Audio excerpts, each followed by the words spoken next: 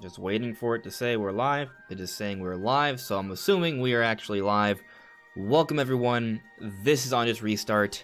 I am joined by Brandon from WhataboutNodnarb, as usual. And this week, like most weeks, we're going to be talking about Nintendo. We try to do it Sunday nights, 9 p.m. Eastern Time, 8 p.m. Central Time, 6 p.m. California time? It doesn't matter. 9 p.m. Eastern. You could figure it out from there. But anyway. It's Pacific time, by the way, not Thank you. California time. I know. Brain fart. Anyway, we talk about Nintendo. And this time around, we're going to be talking about a lot of rumors and things. And that's just kind of what it's going to be moving into E3. Like, that's just how it's going to be. But a lot of the rumors we talk about, I feel like, are rumors that have a fair bit of credibility behind them. There's track records behind them. There's, like, insiders and there's information to support the things we're talking about. It's not just your random forum posts and such. So this is what we're getting into today. We're going to be getting back into the whole Game Pass on Switch situation. Some more information has surfaced that, you know, has some interesting implications perhaps for Game Pass not happening, or maybe, you know, it still could. So we're going to be talking about that. And we're also going to be talking about Kirby. Now, this Kirby thing's actually been kind of going on for a little while already, but given that now Samus Hunter, the person who's been leaking a whole bunch of things, is now sort of getting a little bit more spotlight and attention, some of the things they've also been talking about include Kirby. So we're going to be talking about Kirby as well, and there are actually some pieces of information. Cat. Onyx, what are you doing? What are you doing? I'm streaming. No, you're not the star of the show. Anyway, sorry. There's like a box that I got of like work clothes, and he just started slashing at it because he thought that'd be great. Anyway, so we're gonna be talking about the whole Microsoft and Nintendo collaboration. There's more information that surfaced from that. We're gonna be talking about this Kirby situation. Can we get a Kirby game this year? Can we get a couple Kirby games this year? And we're also gonna be talking about the leaker already mentioned, Samus Hunter, and how they seem to have a pretty good track record.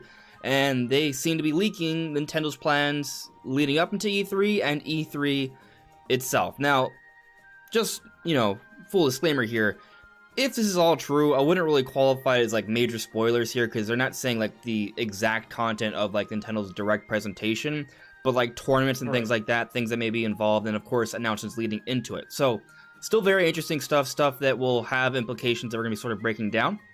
So, you know, if you're worried about spoilers, I wouldn't be too concerned about that. But still, the track record is suggesting maybe there's some actual leaks here. So we're going to be kind of looking at that track record again and sort of breaking it down. Now, if you've been paying attention to my channel, a few days ago, I was on Nintendo Prime's channel. We had a little podcast together kind of talking about these leaks a little bit. So, you know, maybe you should check that out as well. I put out a video a couple of days ago, Thursday, where we sort of detailed that, and there's a link to his podcast, and it's all in the description below. I know a lot of you guys already saw it, but, you know, just kind of putting that out there. But, yeah, guys, there's going to be quite a bit to talk about tonight. We'll be checking with the chat as well throughout the different topics, and if you guys have any questions or ideas, for sure, bring them up, because that could take us into a whole bunch of other exciting directions. But before I do that, Brandon, how about you kind of talk about yourself for a little bit? How you doing, buddy? Yeah, I'm doing good. I watched Mortal Kombat last night. Yeah, you mentioned it. We got there a little. Yeah, I was talking to Andres about it a bit before the podcast. We got there a little bit late. Had them things to do, and they took too long. But we didn't miss that much, and I thought the movie was really good. Actually, I think seeing it in the theaters really helped. We were really close to the screen. We saw it in XD, not in 3D. They didn't have any 3D. I don't know if the movie was even shot in 3D.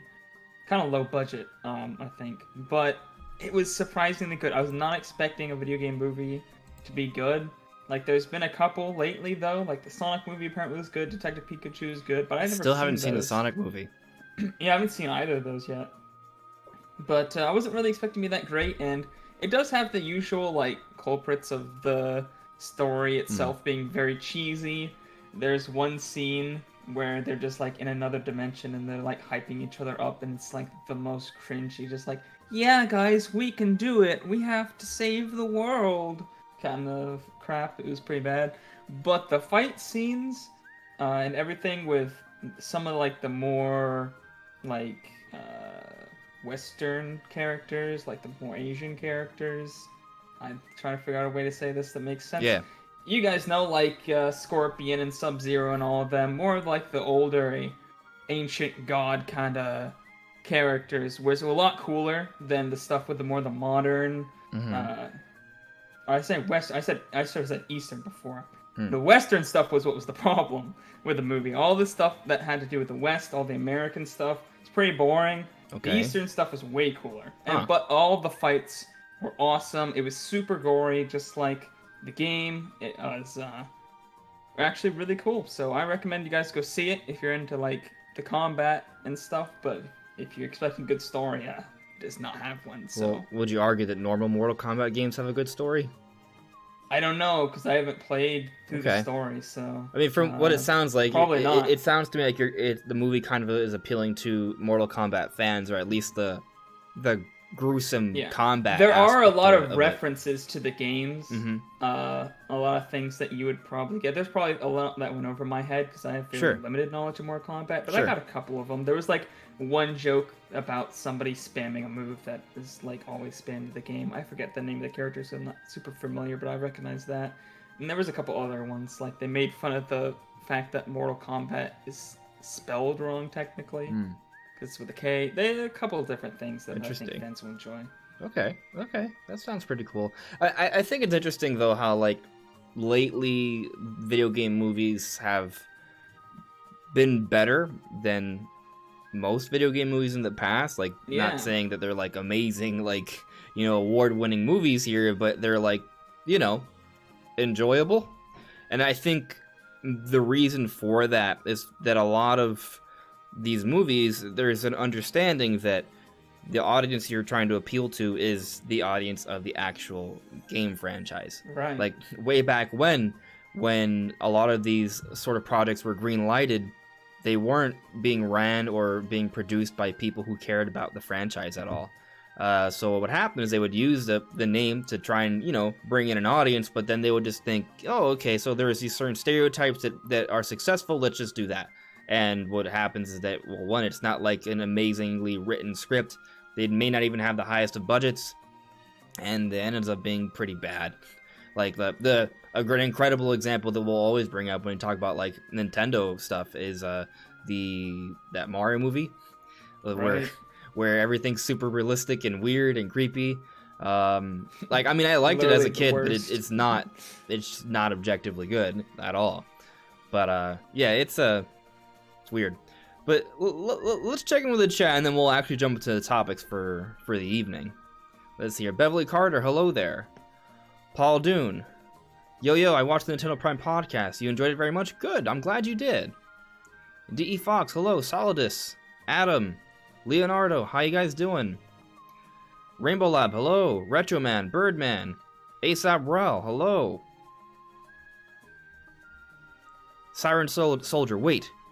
What is this? This is a Nintendo podcast where we talk about Nintendo things. We tend to focus on the news and rumors and such, but of course we'll talk about like games and history and things of that nature as well. It just kind of depends on where the flow of the conversation sort of takes us. But yeah, I feel like that's about all kinds of stuff. Everything surrounding Nintendo pretty much, and occasionally we tangent off that. There's a lot of tangenting here. We jump back and forth. Technically, Mortal Kombat is related to Nintendo. It's on Nintendo systems. That's true. What is it? 10 or 11 is on there, right? I think it's 11. I'm not sure. I'm not the biggest Mortal Kombat fan. I know that one of the later ones came out recently on the Switch. Let's see here. Actually, yeah, quick question, guys, because we're still kind of early on the show. I just want to make sure that everything sounds and looks okay. So if you guys could let me know if Brandon sounds good, if I sound good, if the background music's fine, if everything looks okay. I would appreciate that, guys. I would love the input. Let's see here. Brandon the Brony Pony added me. Speaking of Mortal Kombat, Andres, what do you think of the possibility of Scorpion and Crash being our last two Smash fighters? And I think if the rumors of a bonus character are true. I think there's a really strong chance that there could be a bonus character, because there was, like, I forget which site it was, but there was, like, that Smash site that had, like, the numbers. It did seemed to sort of outline like the plan for how many characters there would be. Granted, you know, there's room for just like this. There's always been little different things, but I'll also tell you that there was box theory before Smash even came out, and we were like, oh, there's no way box theory is true. It's saying there's only 2 more characters in the base roster, except it was 100% right. So sometimes simple things like that with how some merchandising or marketing is done online can potentially hint at something. Like there was, for example, when Terry Bogard came out like a day or two beforehand, or shortly beforehand, we knew that the Smash character would be from SNK because it was kind of leaked. We didn't know exactly who the character was or anything, or the friend or the game series itself, but like the publisher, like we had an idea of where it might be coming from because it was leaked online on, I believe, an actual Nintendo website. So, you know, leaks do happen with Smash Brothers, but it's hard to say for sure if we are actually gonna get a bonus character. But just like from a sort of, I would say, like logical standpoint, I can see that. Like, I don't think that's a stretch. Like, maybe Fighters Pass Volume 3 is a stretch, right? But if after Fighters Pass Volume 2 we get like one more little character similar to Piranha Plant, I think that's fine. Like that, I would say it makes a lot of sense because considering that we're still fairly early on to the year, and we got Pyra and Mithra a while ago already, right? Like, was the beginning of March, the first week of March. We're heading into May. We still have 2 more characters. They may want to have one more Smash reveal like at the end of the year. There's no way they're going to be able to spread those 2 characters all the way until the end of the year. So, you know, they might have one more little bonus character, maybe like a final update for Smash Brothers. I think that's possible. In terms of like the 2 final characters, whether if it could be Crash or Scorpion, I think Crash is more likely than Scorpion. That's just my thinking there. I think like there's a bit of a challenge in terms of getting Mortal Kombat characters in there because of the gruesomeness of them. It's one thing if it's something like Doom Guy, where yeah, he can kind of beat people down. I feel like that is possible. Even then, some people argue otherwise.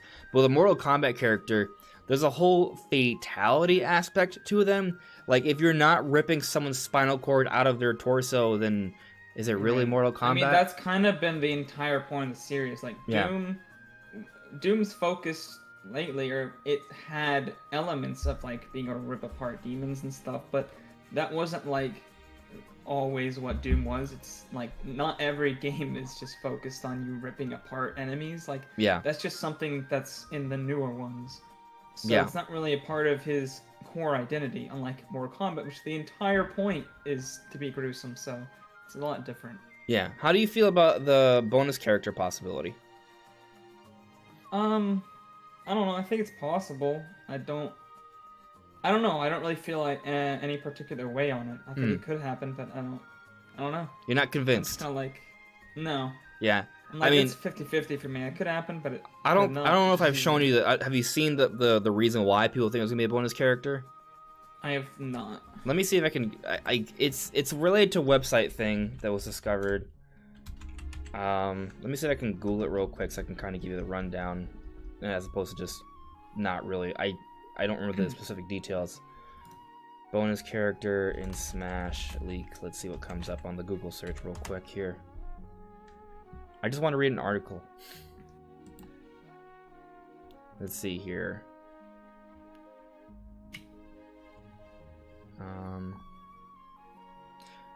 It was spotted on Nintendo's New Zealand website. There is a missing URL number featured in the site's Smash Bros. DLC section.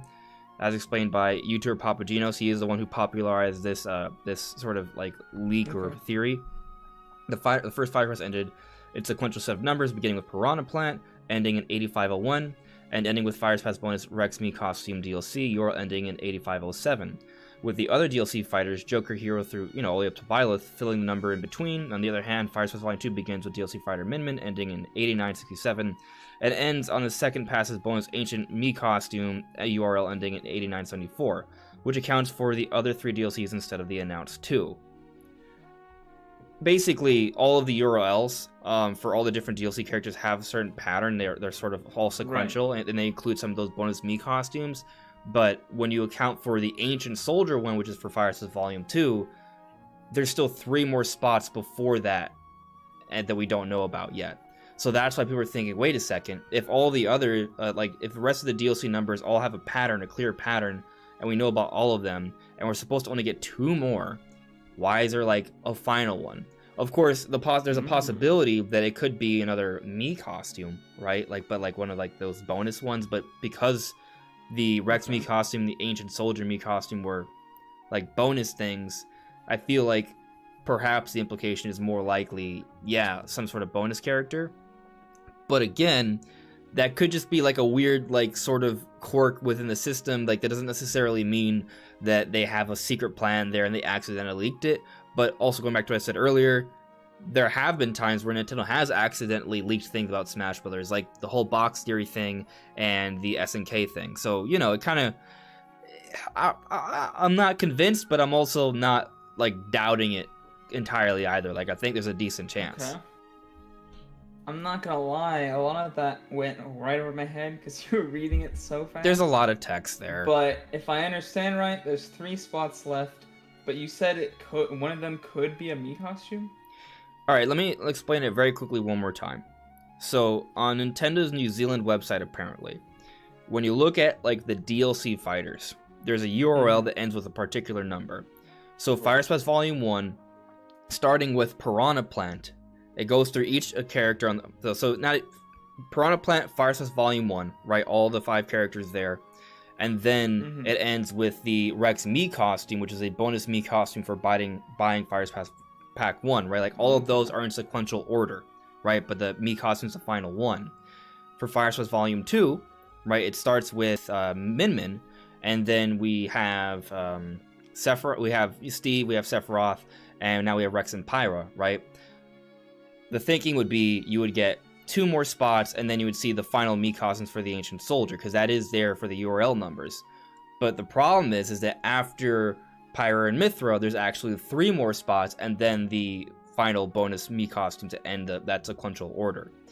So there's like an extra number there, apparently. And again, it's not 100% convincing to me, but it could potentially be a hint towards something. And regardless of it, whether it's a leak or not, I do think there's always a possibility that, yeah, they could add like a little bit of extra content once they're done with Fire Spaz Volume 2. Like, I don't think that's a stretch. There's even the argument to be made that they could do Fire Spaz Volume 3. I'm skeptical of that, but the idea they could maybe have like a final Smash update that maybe adds a mode or a character or just a couple patches here, that they're going to continue to sort of patch the game for moving forward, but like, you know, like something of some significant sort of content addition, I think that's not a stretch. No, yeah, they could add 1 more extra bonus character. I don't see why not. And as you mentioned earlier, like, this is supposed to end in the end of 2021. But it feels like the characters could easily come out by, like, summer or fall. So, there's, like, if things keep going on the path they're going, like, they'll be out before the end of 2021. And there's enough time for them to use that same, like, spacing and put out another character. So maybe they will. Yeah, it's not a stretch, right? At least timing-wise, like, they could fit that in there easily. But, and then, of course, this is me tangenting before, we still haven't gotten to, there's other things I want to get into the chat before we jump into the topics, but I've had this on my mind for a while. I've brought it up before, but my impression is that once Nintendo is done with Smash Brothers, there's going to be a bit of a void there.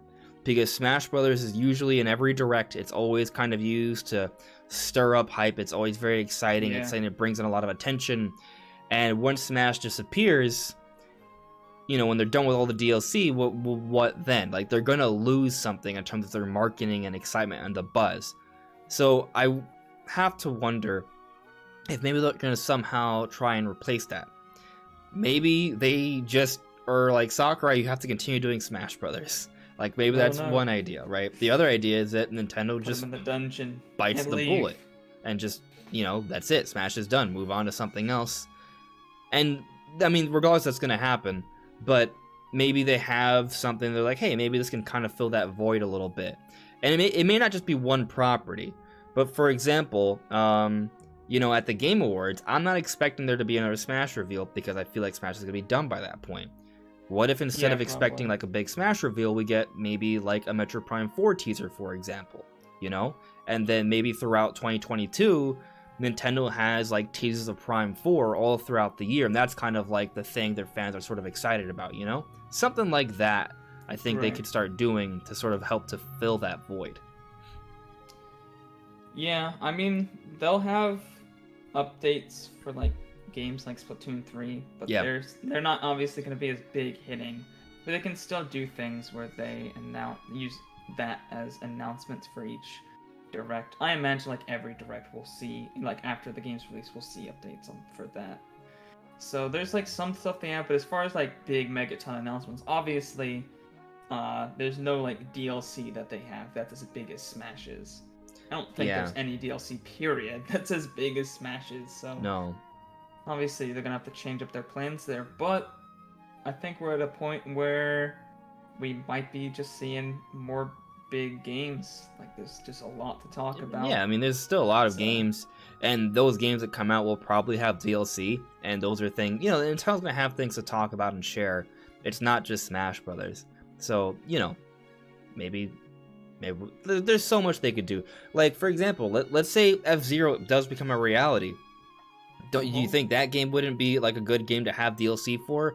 Like, after F-Zero comes out, they could still like do like, you know, occasional like DLCs for that. Or for example, Breath of the Wild 2. Why can't that get DLC? You know, like there's a lot of things Nintendo can still do. It's just gonna be interesting to see how they sort of adjust after Smash Brothers, if there is an after Smash Brothers. Well, we'll see. Not to go off on too much of a tangent, but I'm curious if Breath of the Wild 2 will get DLC. I wanna. I never really saw like how well Breath of the Wild's DLC did. I imagine it did pretty well, but I think people kind of were disappointed by it overall. I think the sentiment is a bit widespread. I kind of agree with you there. I liked it. I'm glad it exists, but I'll also tell you, Master Mode isn't quite what I wanted it to be. Like, I liked that they added a few harder variants, like there's like the Golden Lionel or something like that. Like, that's cool. But basically, Master Mode, enemies just take way more damage, and it's kind of like, I mean, I would have preferred them to have had better AI than just be damage sponges. It's the same problem for Zelda's combat, or Breath of the Wild's combat in general. That was kind of always my issue with it, is that they didn't add new species. You weren't like, oh, now I'm fighting new enemies, or now they have new patterns or new weapons. It was just like, yep, they're stronger, their swords are stronger, or whatever they use is stronger, they have more health, that's it. Yeah. Like, oh, that's not very fun. Like, maybe in RPGs it works a little differently because, you know, you can scale stats and things, and that alone kind of makes it a little bit harder for you to sort of, it requires that you're just better at sort of managing. But in RPGs, usually when you go to new areas, there's new enemies with their own attack patterns and stuff. Like, it's not just the same enemies stronger. I feel like Monster Hunter has it right, because they have, you know, there's low rank, there's high rank, and there's G rank, and like with each of those like tiers, like the game gets significantly harder, and the monsters, you may fight the same monster, but that monster is going to have different attacks and patterns introduced into its moveset that make it more challenging. It's not just straight up it takes more damage or does more damage. While those can still be elements, like it's not like you feel like all of a sudden all of your weapons are really weak. That's how Master Mode feels. There's like, most weapons are just trash and garbage. Like, they're just, and you break through all of them, and it's challenging. It's not that it isn't challenging, it doesn't feel satisfying, I guess is my point. Like, I would have preferred for the AI to be smarter, for them to have a few more techniques and attacks, maybe introduce a few more weapons into the game that are a little stronger, so there's some scaling there, but it does require for you to sort of learn and readapt, as opposed to just resource management and running around more. It could have been done a little bit better, I think. I guess is the point I'm trying to make. And don't get me started on the final boss. Final boss, there was, you know, they had an opportunity to maybe tweak that, and they still didn't. So, you know, Master Mode wasn't perfect. I did like the memories, the additional memories, because I added a little bit more context to the different Zelda characters, the champions. I loved that. So it wasn't a bad DLC thing, but it also, you know, No. it I could mean, have it had been a better final boss with the DLC than the final boss. true. Of the game, so. It was a whole new final boss, whole new final and that part was all really, really cool. All the dungeons were Yeah. excellent. They were really challenging. They were unique. They added new concepts. It was great. Pack 2 was way better than Pack 1. It was. Oh, yeah. And it was always Pack 2 was always meant to be like the really good one, but you know it. But was it Pack 1 that had the Master Sword mode? Correct, which I also really liked. That was pretty good. I really did like that. That was very challenging. Hard. That was very hard, but in a good way. Exactly, because you were like, oh man, how do I deal with all these different enemies? And it's very hard in normal mode, not master mode. Yeah. I like the idea of master mode. I love that. I just hope they tweak it a little bit in the future where it's more about the enemies getting smarter as opposed to just ridiculous amounts of HP and it just regenerates. Yeah. I want a little bit more strategy to that. But let's kind of move on a little bit here. Let's see. I'm gonna actually jump into topics soon, but I want to get to a few more because a lot of you guys have actually added me. So let's get through it. Let's just do it. It'll be fine. There's a lot there. I appreciate everyone in the chat. Thank you. Leave a like. Make sure to check out Brandon's channel as well. Much appreciated. Cody Simpson added me. With Metopia coming out, do you think that Tomodachi Life will come out soon? I don't really know too much about it, to be totally honest with you. Tomodachi Life 2, is that what they asked? Well, no, if just Tomodachi Life will come out soon. Oh, like on the Switch, I guess? Yeah, I'm pretty sure that's the implication there. I mean, Metopia came over, so I guess they could do that. Yeah. It seemed like soon, though. I wouldn't say it comes out next month, right? No. Yeah, I feel like if they were working on that, they wouldn't be working on Metopia. But if maybe Metopia does well, then and they see room for that also doing well because they're similar, then yeah, I could see it. A lot of games are coming to Switch, so it's definitely, you know, a decent possibility. I really can't give you more than that. I would love it if they just made a sequel on the Switch, or just actually it would work amazingly well as a mobile game. That would be the perfect mobile game because it feels like a mobile game kind of already. Just like you don't have to pay for microtransactions or anything though. So yeah, maybe they'll make a mobile game. Yeah, great. Yeah. Hello there, Super Chris. Thank you very much for modding, my friend. Let's see here. ASAP Rel is saying everything sounds and looks good. Thank you. Mike T says everything sounds fine. Thank you very much. Paul Dune, thank you very much. Light W8 baby. Andre, anything about Metroid? Nothing new about Metroid, but the belief by many, myself included, and Brandon, I think you agree with me here, we will get some sort of Metroid news this June at E3. Like, I think that's a widespread belief. I do believe there will be a Metroid game that will come out this year. It is not Metroid Prime 4. It may not even be Prime Trilogy, but I think it might be a 2D Metroid game. I mean, either or. Prime Trilogy or a 2D Metroid. One of those things I think is coming out this year. Worst case scenario, in my opinion, and of course, I may eat my words here, but I think at the very least we're going to see something Metroid at E3.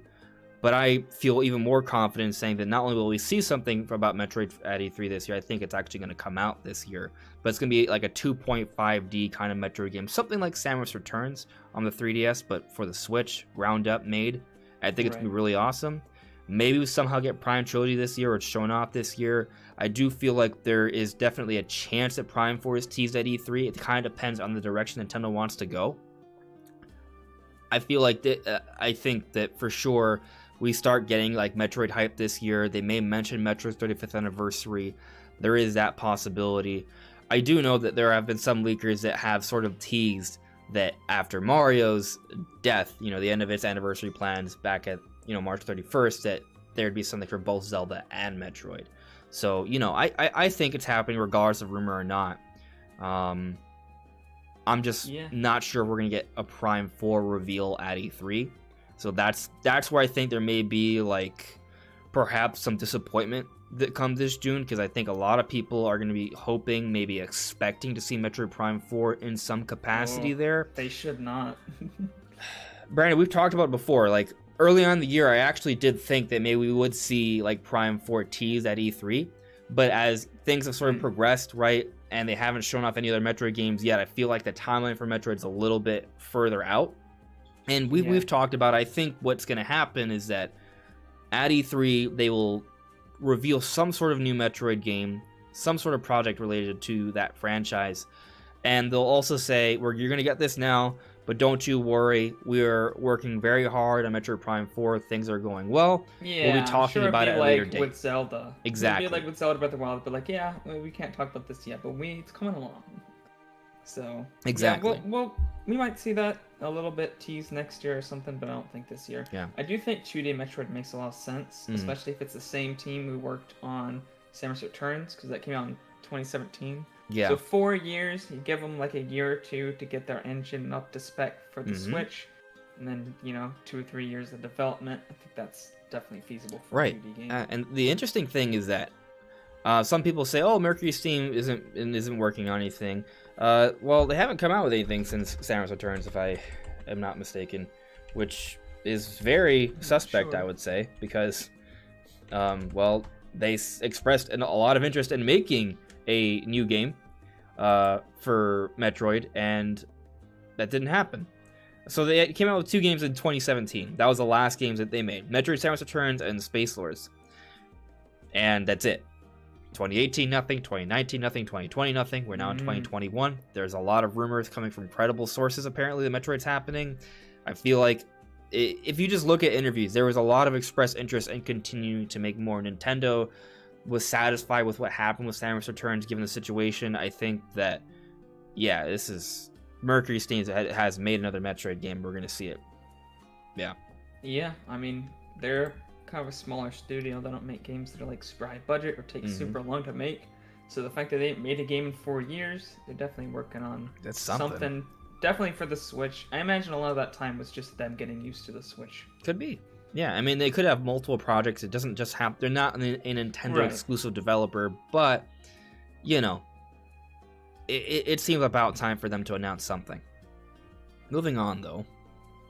Armchair Analysis Academy. Considering how there is rumors about Halo cross Mario, maybe Chief is a bonus character to finish this fight. It's not impossible. I'm just skeptical of it because Microsoft has already gotten 2 characters for the entire DLC for Smash Ultimate. The idea of them getting a 3rd one seems maybe a little lofty, and Master Chief is like I'm not saying it's out of the question. I'm just saying it's maybe... I do believe that... We're going to talk about it a little bit later. I do believe there is something going on between Nintendo and Microsoft. I'm just not sure it's a Smash character. Yeah, it would be pretty crazy, especially as a bonus too. Not even like one of the 6. No, and that's the other thing. I think if it's happening, this bonus character... If Master Chief is coming to Smash Brothers, we're going to get music, we're going to get a stage, there's going to be spirits, there's going to be Mii costumes. It's not just going to be a single character added. Like, it's going to be a little bit more than that. I think a bonus character would make more sense if it was like a Nintendo character, Yeah. Something like that would already fit within one of the universes already portrayed in Smash Brothers. So... Could even be a, what do they call it? Not a clone. What did they change to the name to? What are you talking about? Not a clone, but Oh, an Echo. An Echo fighter. It could be an Echo fighter. Yeah, that's a good point. It could be an Echo fighter. Here's an idea. What if it's Dixie Kong? Now, I've had this debate before, okay? I know some people say, oh, there's no way Dixie Kong should be an echo of Diddy Kong. Her moveset would be way different. But look at Chrom, for example. Chrom is an Echo fighter, but has different specials than Roy. Like, they could change. It could be like maybe a hybrid Echo fighter or something. Like, it's like half Echo, but the weight and speed and the damage output is different, and some of the actual moves are different. Like, I wouldn't say that Dixie Kong should get like a jetpack, but maybe she gets like her little twirly hair thing. Instead, it's more like a propeller up beast, similar to maybe more to like what King K. Rool has, for example. And they could give her a different type of gun attack. Like, I don't think that's I mean, Echo crazy. fighters are technically their own fighters. They don't have to be exactly the same. They're just kind of based off the general formula of the original. Yeah, some of them are more cloney than others. There's a back spectrum. in the day, they weren't even called Echoes. They were just called normal new characters. Remember when Ganondorf was an Echo fighter of Captain Falcon? Right. Yeah, not officially. It was just a clone. It was a heavier version of Captain Falcon, and that's still there to an extent. But over the different games, Ganondorf was more diversified, and now Ganondorf feels very, very different from Captain Falcon. Yeah. Moving on. Let's see. Computer robots. Would you be okay if this was the final Fighters Pass and Sakurai and the development team moving on to other projects? Yes. Yes, I would. I'd love it if Sakurai were to go back to Kid Icarus or maybe work on something else. Maybe I feel like Sakurai can make a good Earthbound game. I feel like Sakurai can make a lot of really good games. I would love to see Sakurai bring back another Nintendo franchise or maybe even try out a new IP. That's possible too. Like Sakurai has incredible creativity. And I would love to see what else he could do. There's also a possibility he might not even work with Nintendo. He's technically not a Nintendo employee. He's contracted by Nintendo. So, really, I didn't know that. Yeah, like they have a very good partnership, and I think this is a high likelihood that he would continue to work with Nintendo. But I'm just saying, technically, he doesn't have to. Yeah, I would much rather him do another new IP or revisit Kid Icarus, because honestly, that's way more hype to me than Smash. I'm not a huge fighting game person. I like Smash because it's Smash and it's hype to see your character get in. I don't really play Smash a lot, so I don't really play fighting games much. So I'd much rather a new Kid Icarus. Oh man, new Kid Icarus would be amazing. So much. It would be so good. Even like an HD remaster of Kid Icarus Uprising would be really good, because that game would benefit from having traditional dual analog controls and a slightly better online setup. Like it would be pretty nice. Brian the Brony Pony had a bit of a retort in terms of the whole Scorpion and being in Smash. Well, I personally think what they do is make Scorpion play like the classic arcade games. What Brandon said about Doom also applies for Mortal Kombat, because the newer games got more gruesome. Maybe we have a point there. If it's more based off the older games, perhaps. Even the original had everything, all the finishers and the moves and lots of blood. It was just the hardware. There would be something lost. Ratings and stuff. They could maybe still do it. Like, he could do the gruesome things without actual blood or dismemberment. Back in the day, people complained a ton about the Nintendo versions because they were censored. People hated those versions. They were trash because they didn't have what Mortal Kombat was about. Didn't have the gruesome stuff. Yeah, so that's a little kiddie wannabe version of Mortal Kombat. I think in part that'd be a judgment call, if they should even go in that direction. Obviously, there's a lot of third-party dealings involved. Like, it depends on what happens there. So, but we'll see. Daniel's Hot Topics. Any news on Metroid Prime Collection? Not really, except there have been some teases that there'll be some anniversary celebrations maybe, and I feel like Prime Trilogy would probably be like the ideal thing to celebrate the anniversary, although you could argue a 2D Metroid, which is more to the roots of their franchise, could do that as well. Either or, but that's pretty much it in terms of that. I do still think it's coming, just for the record. It's just kind of a matter of when. Oh yeah. Yeah. Let's see here. Moving on to the chat. Armchair analysis corrected me. You said Rex and Pyra, Pyra and Mithra. I've been saying Rex and Pyra for like 2 or 3 years now, so it's just kind of like in my head. But yes, it's Pyra and Mithra. Although, I'd argue it's not entirely wrong to say Rex and Pyra, because Rex is heavily involved with Pyra and Mithra. Like, he's in the victory sequence, he's in the taunts, he's in there when you jump, like the opening sequence of the fights, he's in there as well. Like, he's pretty... Rex is as involved with Pyra and Mithra without actually being a part of their moveset. Like, more than any other side character in the game. In the lore of the game, Pyra and Mithra will never be as strong as they are without Rex. Like, even if Rex isn't fighting, just him being there makes him stronger. Fantastic point, my friend. So they kick butt because Rex is there. But yeah, Pyra/Mythra is the technical name for the previous pack. Moving on here. All right, I think we're ready to jump into the topics. So, Brandon, what should we start with? I think the E3 Nintendo leaks is kind of like the biggest thing. So let's talk about the Game Pass situation first. Then we'll jump to Kirby because that kind of translates into the E3 leak situation, and that's kind of how we'll do things. Okay. So, we talked about it last week already. I put out a couple of videos on the channel already as well. Brandon, I think you've seen most of it. We've kind of covered a lot of it already. I'll just briefly summarize here. Basically, there have been multiple Microsoft streams where we've seen a Switch in the background. There was one not too long ago, I think it was a GameStack stream, and there was Xbox systems and a Switch, kind of portrayed like on the same shelf, which to me was very fascinating because it was almost like suggesting a message of, hello Xbox gamers or Microsoft gamers. These are platforms that we support where you can play your favorite Microsoft games or use your Microsoft platforms. Like, the fact that they have the Switch in kind of a similar position to the Xbox, it's almost suggestive that maybe Microsoft almost perceives the Switch as just another one of the platforms they can use, you know? Which is kind of an interesting sort of messaging, I think, that they're sort of portray with some of their streams. But going beyond that, there was this interesting Instagram post on the official Halo Instagram that it was they shared a fan art.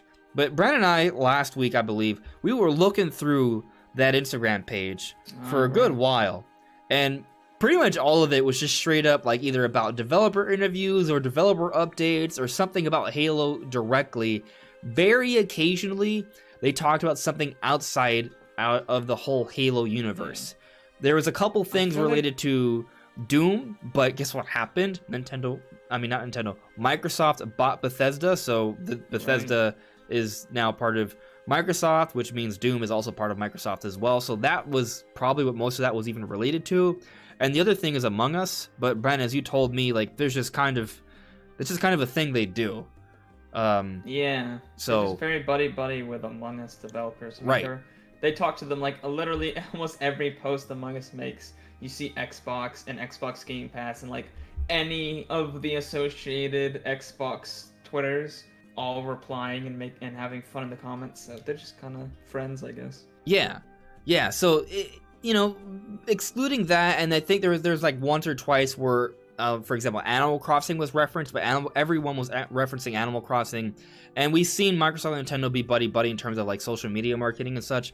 But the point is, overall, the super majority of everything on there is directly Halo related, if not Microsoft related, right?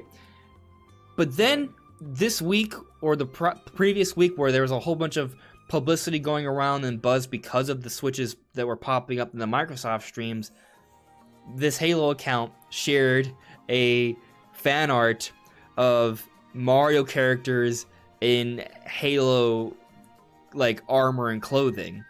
It was very out of character. It was a very cool piece of imagery, and it's just kind of like, why would they do that now when all of this other stuff is happening and they've never really done anything like this in the past? So it just kind of a little bit more evidence, a little bit more fuel to the fire here that something's kind of going on between Nintendo and Microsoft.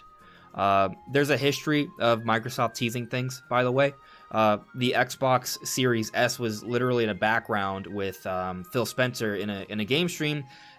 Like they revealed to the world what the system was without revealing it to the world. It was just in a back shelf, and then a few months later, we got the Series S announced, and everyone realized, oh my god. Like, actually, Microsoft pointed out themselves with their own tweet. They did. Yeah. I remember that. Yeah. So the point is, like, you guys are blind. We had it the whole time. Exactly. So there's a history here of Microsoft pointing it out. They want us to know that they tease things with their backgrounds. That's another thing to consider here. It's not just the fact that they've done it.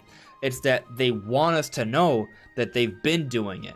So when they intentionally put out multiple streams with Switches in there, here's the other thing. The GameStack one happened after some of the buzz was already circulating. So it was almost like maybe they shouldn't have done it if it was an issue, you know, like maybe they should have hit it if they were like, oh man, people are kind of picking up on this. Maybe we shouldn't do that. No, they doubled down. That's where it gets kind of really interesting, right? So I think a lot of people kind of agree that there definitely seems like there's going to be some sort of partnership here. There's something that's being teased. And to sort of kind of continue to support that idea, there was a Games Beat podcast with Jeff Grubb, who is a known industry insider or journalist with a lot of like connections and stuff, and he said that a lot of things in the Phil Spencer stream in that background would be teasing a lot of things to come out throughout this year, including the Switch. So there's just a lot there to support this idea, and Microsoft already publishes games on the Switch, so it's not like crazy that they would have some sort of other partnership, but this seems a little bit bigger than a normal sort of partnership. So people have been thinking, oh, what if they're going to do Game Pass on Switch? Except, Brandon, I don't know if you heard about this yet.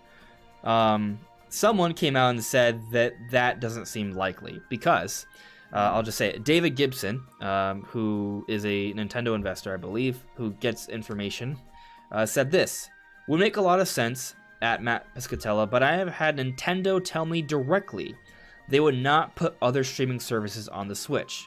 Lost opportunity. Yeah. So David Gibson said that Nintendo told him that they would not be putting other streaming services on the Switch. So then, you would think that would kind of just completely delete the possibility or the speculation that Game Pass could come to Switch. I'm not sure, but I'm kind of curious what you think, Brandon. I've been talking a lot, so I'll kind of let you have the floor here. What are your thoughts? Yeah, I mean, I saw that. Obviously, it's not official because it's just some guy saying that Nintendo told him something. It's like he's a known person who you know would right. have this contact, but even if you do trust them, your information may not be true. It also could just change. Yeah. So we don't know how relevant or true this information actually is. But obviously, I think we talked about last week that if it was going to be Game Pass, it would need to be xCloud. And they do mention, he does say streaming service here. So Game Pass isn't really a streaming service, so the wording there is kind of, I think, referencing xCloud specifically, probably. Mm-hmm. Yeah. So, I don't know. It could happen. I mean, we brought up points of why it might not make sense. Like having a very cheap way to stream a bunch of third-party games might interfere with Nintendo's other ecosystem. I'm not sure. I feel like Nintendo definitely wouldn't be able to make that much money off of it because it's really not that much money you're paying for the service, and you have to split it 3 ways. I'm not sure how much profit they'd actually be making off of it compared to people deciding to play that instead of going and buying games off the eShop. So for that reason alone, they might be like, you know, that's just going to lose this money, so we don't want to do that. Yeah. Yeah, it's tricky. Like, I think whatever sort of service they would do, it would have to be absolutely heavily customized and adapted for the Switch. But Brandon, we've talked about it before. You've noted that, like, you know, even Microsoft already has adapted versions for xCloud and Game Pass already, depending on the platform. Right. So to think they would have another adapted version for Switch, yeah, there's precedence for that. But I think it would probably have to be even more adapted than usual. Like, potentially, like, little to no third parties beyond Microsoft, which would still be a lot of content that I think people would be excited about. But, you know, it's hard to say for sure. But as some people already know in the chat, it doesn't have to be a streaming service, right? It doesn't have to be xCloud, it doesn't have to be Game Pass or anything like that. It could potentially be something like a game. Like, yeah, it could be. It doesn't have to be that. I think the interesting thing, though, is that this feels like they are teasing something more than just another game being ported to Switch. They've been porting games to Switch. That's not really news. So, you know, what's going on here, right? Which has led to some speculation that maybe Master Chief is coming to Smash Brothers, especially with the whole Halo account thing.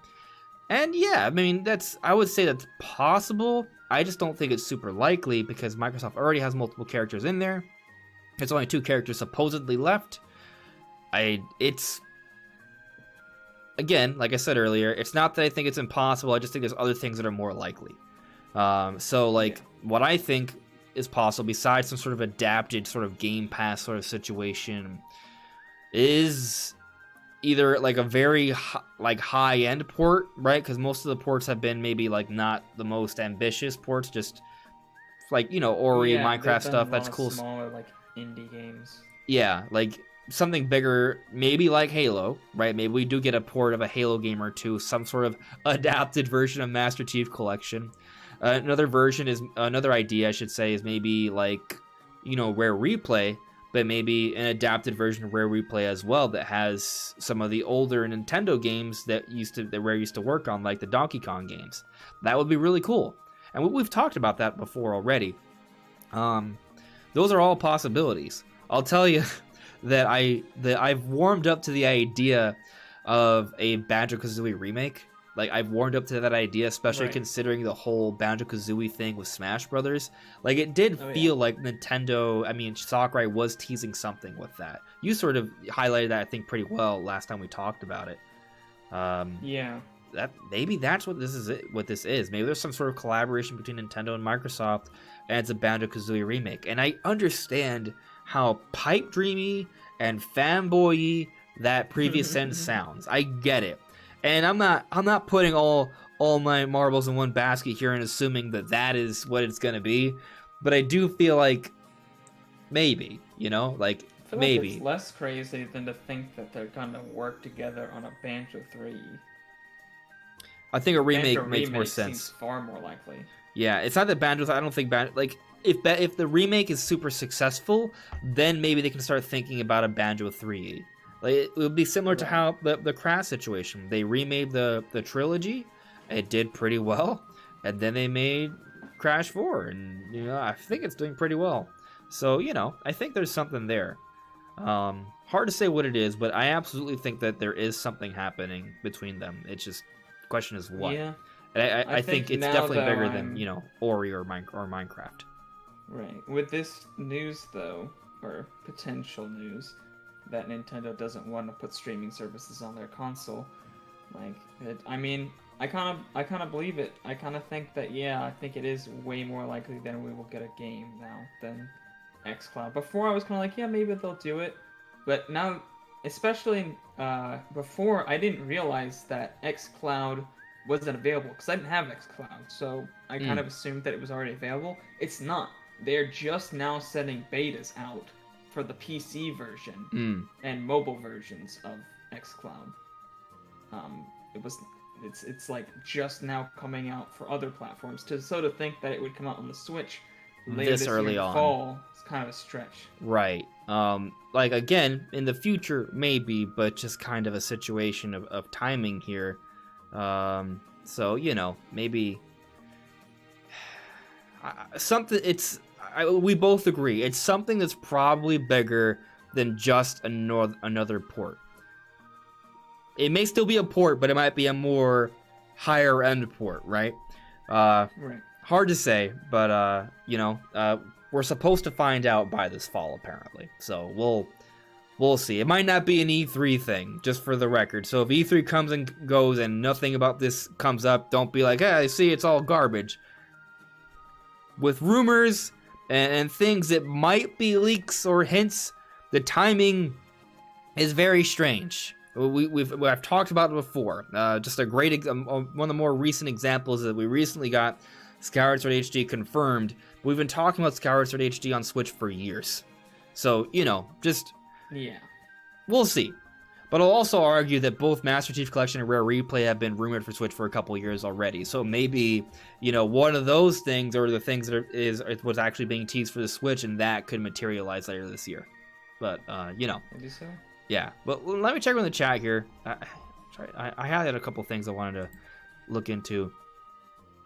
Paul Dune said, I highly doubt that they would share such info with an investor. It could be. I mean, information changes. You know, it could be they got old information, and maybe it have been the case that they weren't sure, and there's only so much they could actually say. There's a lot of different ways where this could maybe not actually be the case, but it's not. We don't know. Tayril, a Nintendo Rare Replay, Banjo-Kazooie plus 2E Perfect Dark makes the most sense and easiest to bring over for any collaboration with Microsoft, in my opinion. I want that the most Tay rule, and I do think it would be fairly easy for them to accomplish. Solo Jones, this is kind of a different topic, but I'll kind of answer it quickly. What are the chances of a new Monolith Soft game? Monolith Software game at E3. Monolith Soft has several studios. They are one of Nintendo's biggest developers. They are constantly helping out all of their different teams. But their last ground-up new game that came out was back in December 2017 with Xenoblade Chronicles 2. They did come out with a fairly ambitious remaster, Xenoblade Chronicles Definitive Edition, early last year, 2020. Yeah. But again, a remaster. They have several studios. And there was this composer that's worked on Xenoblade that says that they're working on something really big right now.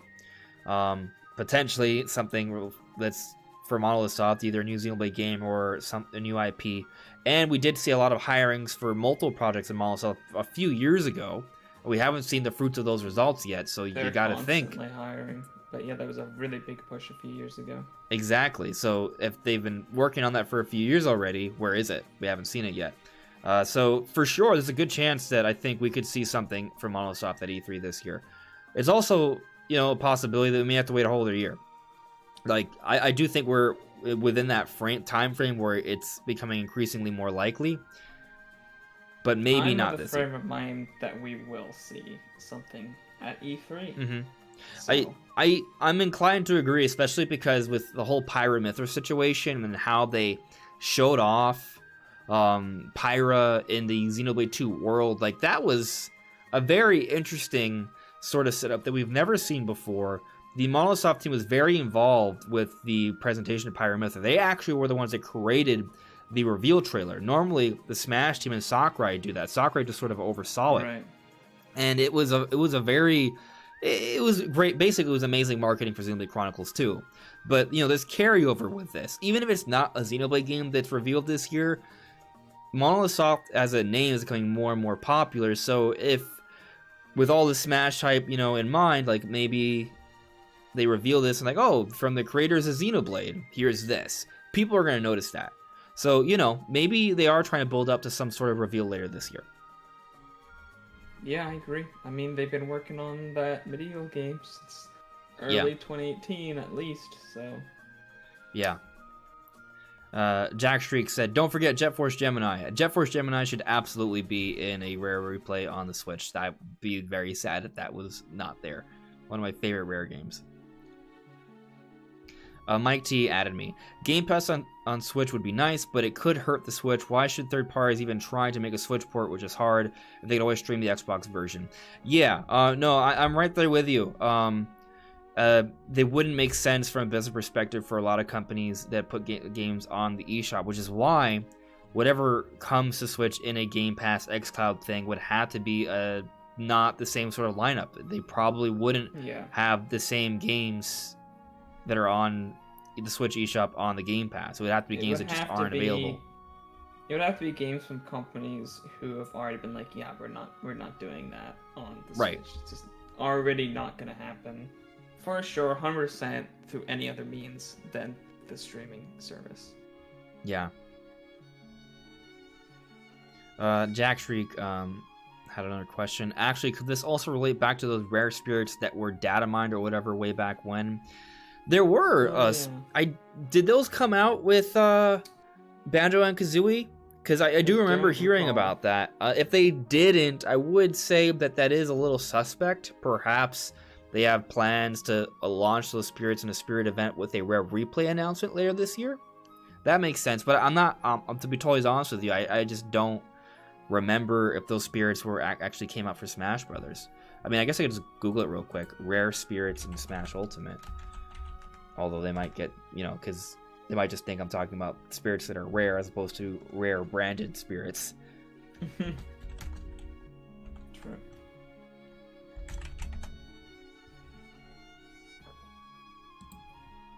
Yep. They just think I'm talking about spirits that are hard to find. Oh, there's an article here about unused rare spirits. Oh yeah, so I'm reading it now. The Jet Force Gemini and Blast Corp. How long? This was 2 years ago. This is after. I don't know. Maybe there's a plan there. Maybe. Moving on though. Let's see here. Okay. All right. Let's I think it's time to move on. Unless you have any final thoughts on the whole Game Pass situation. No, I think we covered it. Okay. So let's talk about this Kirby situation now. So basically, we've been talking about Samus Hunter a lot this week. Samus Hunter is an apparent leaker that has a pretty good track record, apparently. Like, for example, they were talking about a number of announcements leading up to E3, and they said a couple things that came true this week. One of them was for, let me see here. Yeah, one of them was for a Nintendo Switch game trial, which ended up being Descenders. There is a game trial of that for Nintendo Switch now. That was teased. Also, Ace Attorney game announcements were supposed to happen, and the Great Ace Attorney was confirmed for Switch this week as well. So that's kind of supporting the idea that this leaker is actually getting information ahead of time. And also, there's like this big pinned tweet at the beginning of their. I'll show you guys on stream, so you guys can see what I'm talking about. Let me see here. There we go. Yeah, there's all these things here that apparently Samus Hunter has been teasing or talking about, like Mario Golf and Miitopia and Age of Calamity DLC and a lot of Monster Hunter events, and all of that has materialized, even Splatoon 3 stuff. So, there does seem to be potentially like some legit leaking here. I'm not 100% convinced, because they could just be a lot of good prediction. They could be getting their information from someone else. But, the track record's pretty solid. So, it's definitely worth considering. I think a lot of the things that are being brought up here at least make sense. Right. So that kind of brings us to the Kirby situation. They are, Samus Leaker recently retweeted something about Kirby. So let me kind of go to that part. Let me see here.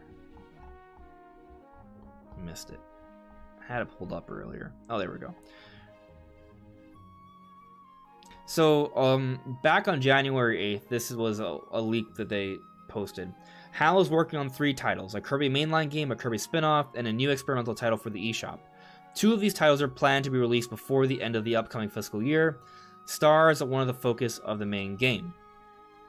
So, I don't think that's crazy at all, because actually, we had an interview not too long ago where... an interview from the actual Kirby developers, the HAL developers, that they had planned for 2021. Let me see here.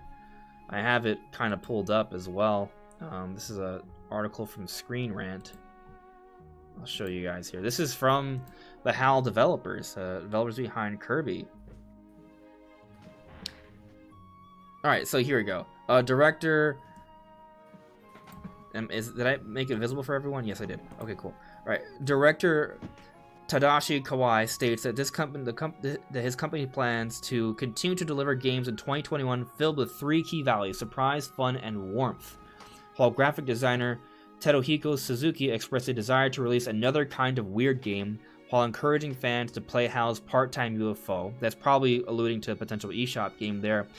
Probably. And then finally, UI designer Yumi Toto pledged to continue working hard on our goal in 2021. So there's a goal for 2021.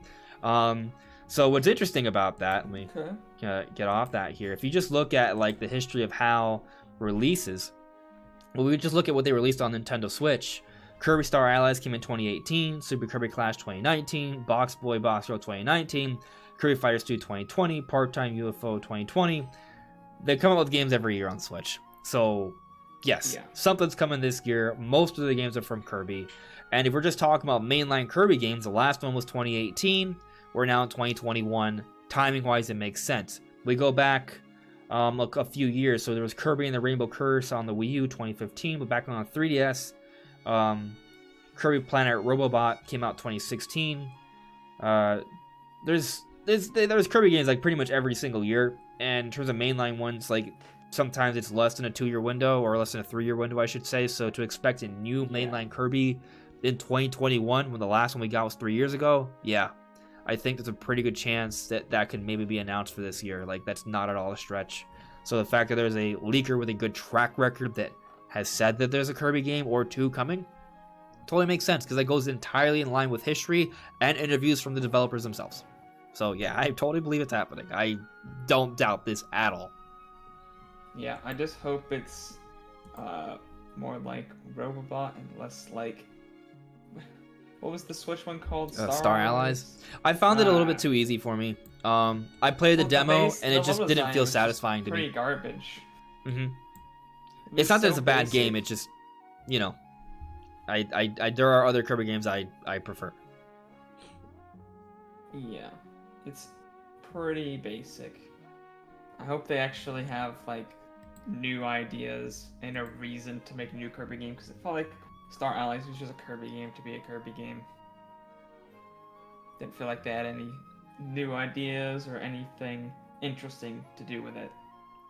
Yeah. Quick shout out to Midnight Naomi for providing a super chat. Thank you very much, Midnight Naomi. Midnight Naomi didn't have any questions or anything, and that's totally fine, but I appreciate your support nonetheless. Thank you. I would like... There's a few Kirby games I really love. I think part of the issue with Kirby is they come out with games so often that I don't feel like getting all of them.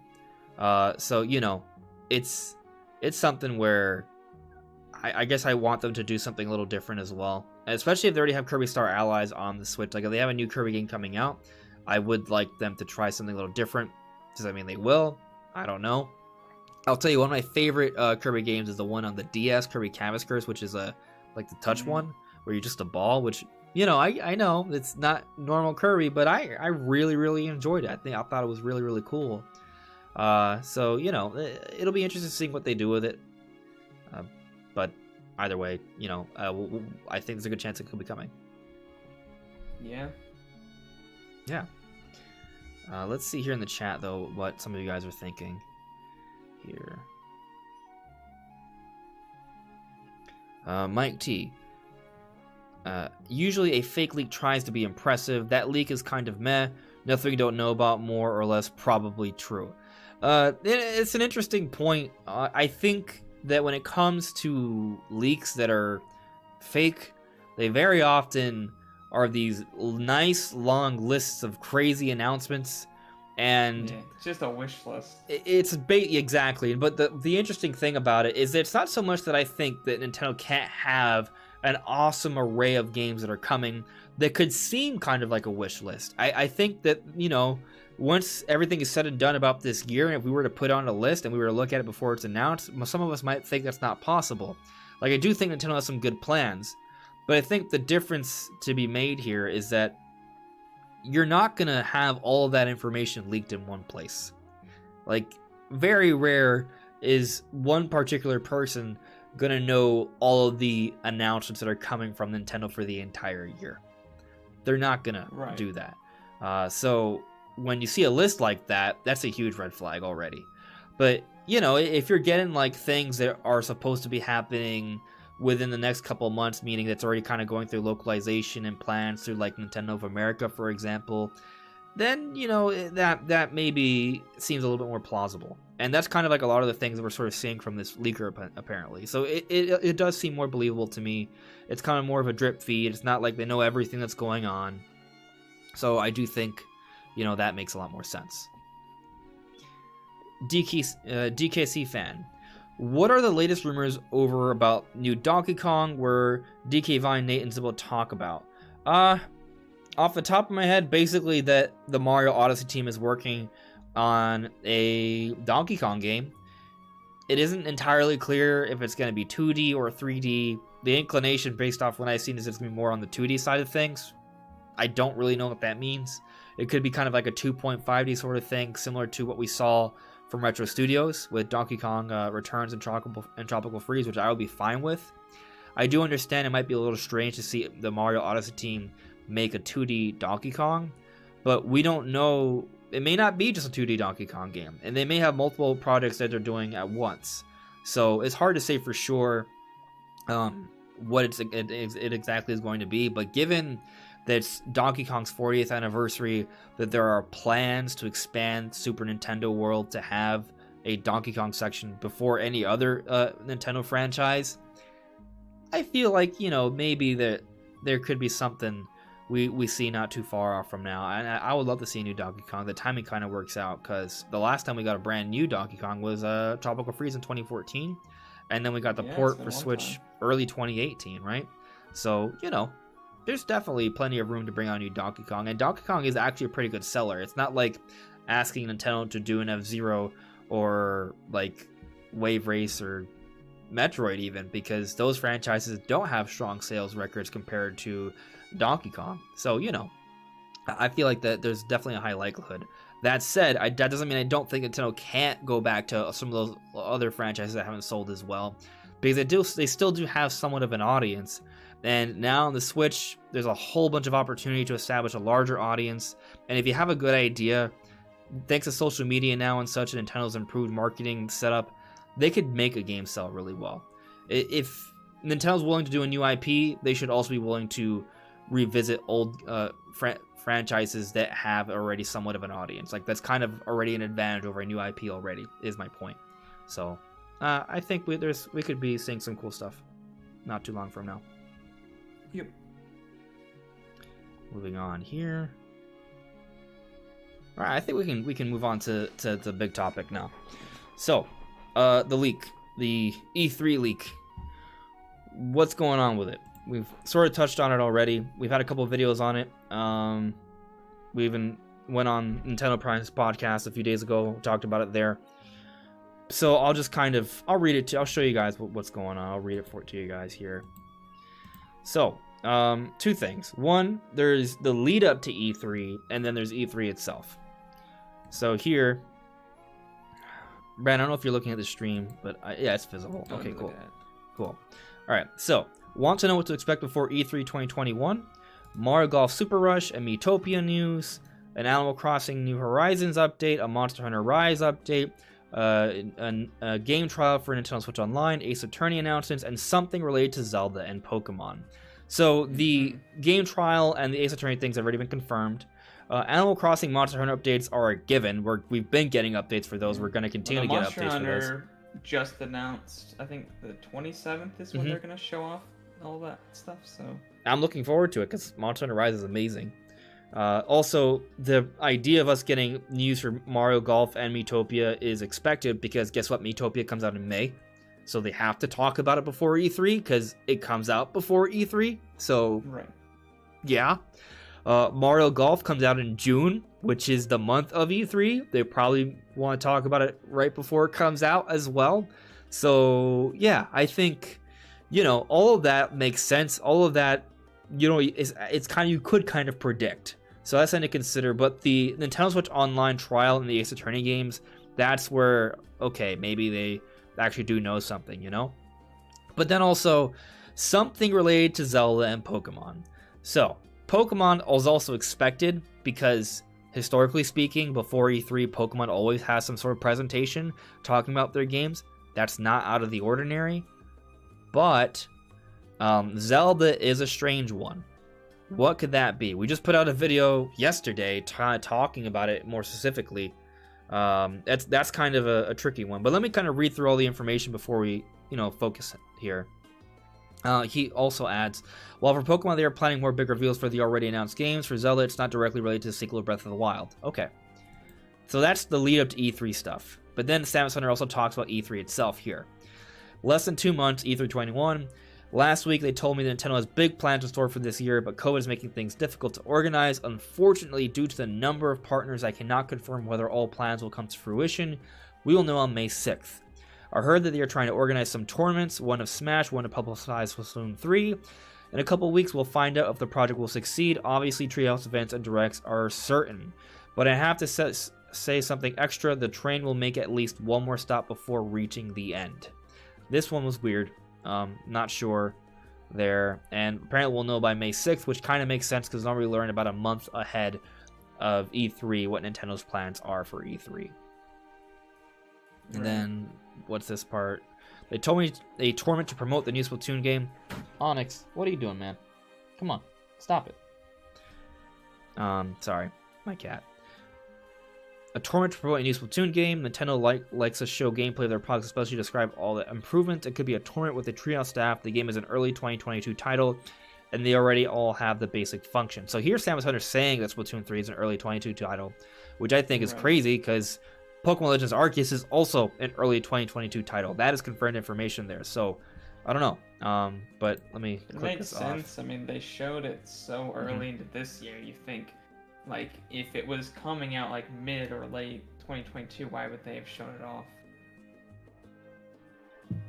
Yeah, it was very strange to show it off in that February Direct.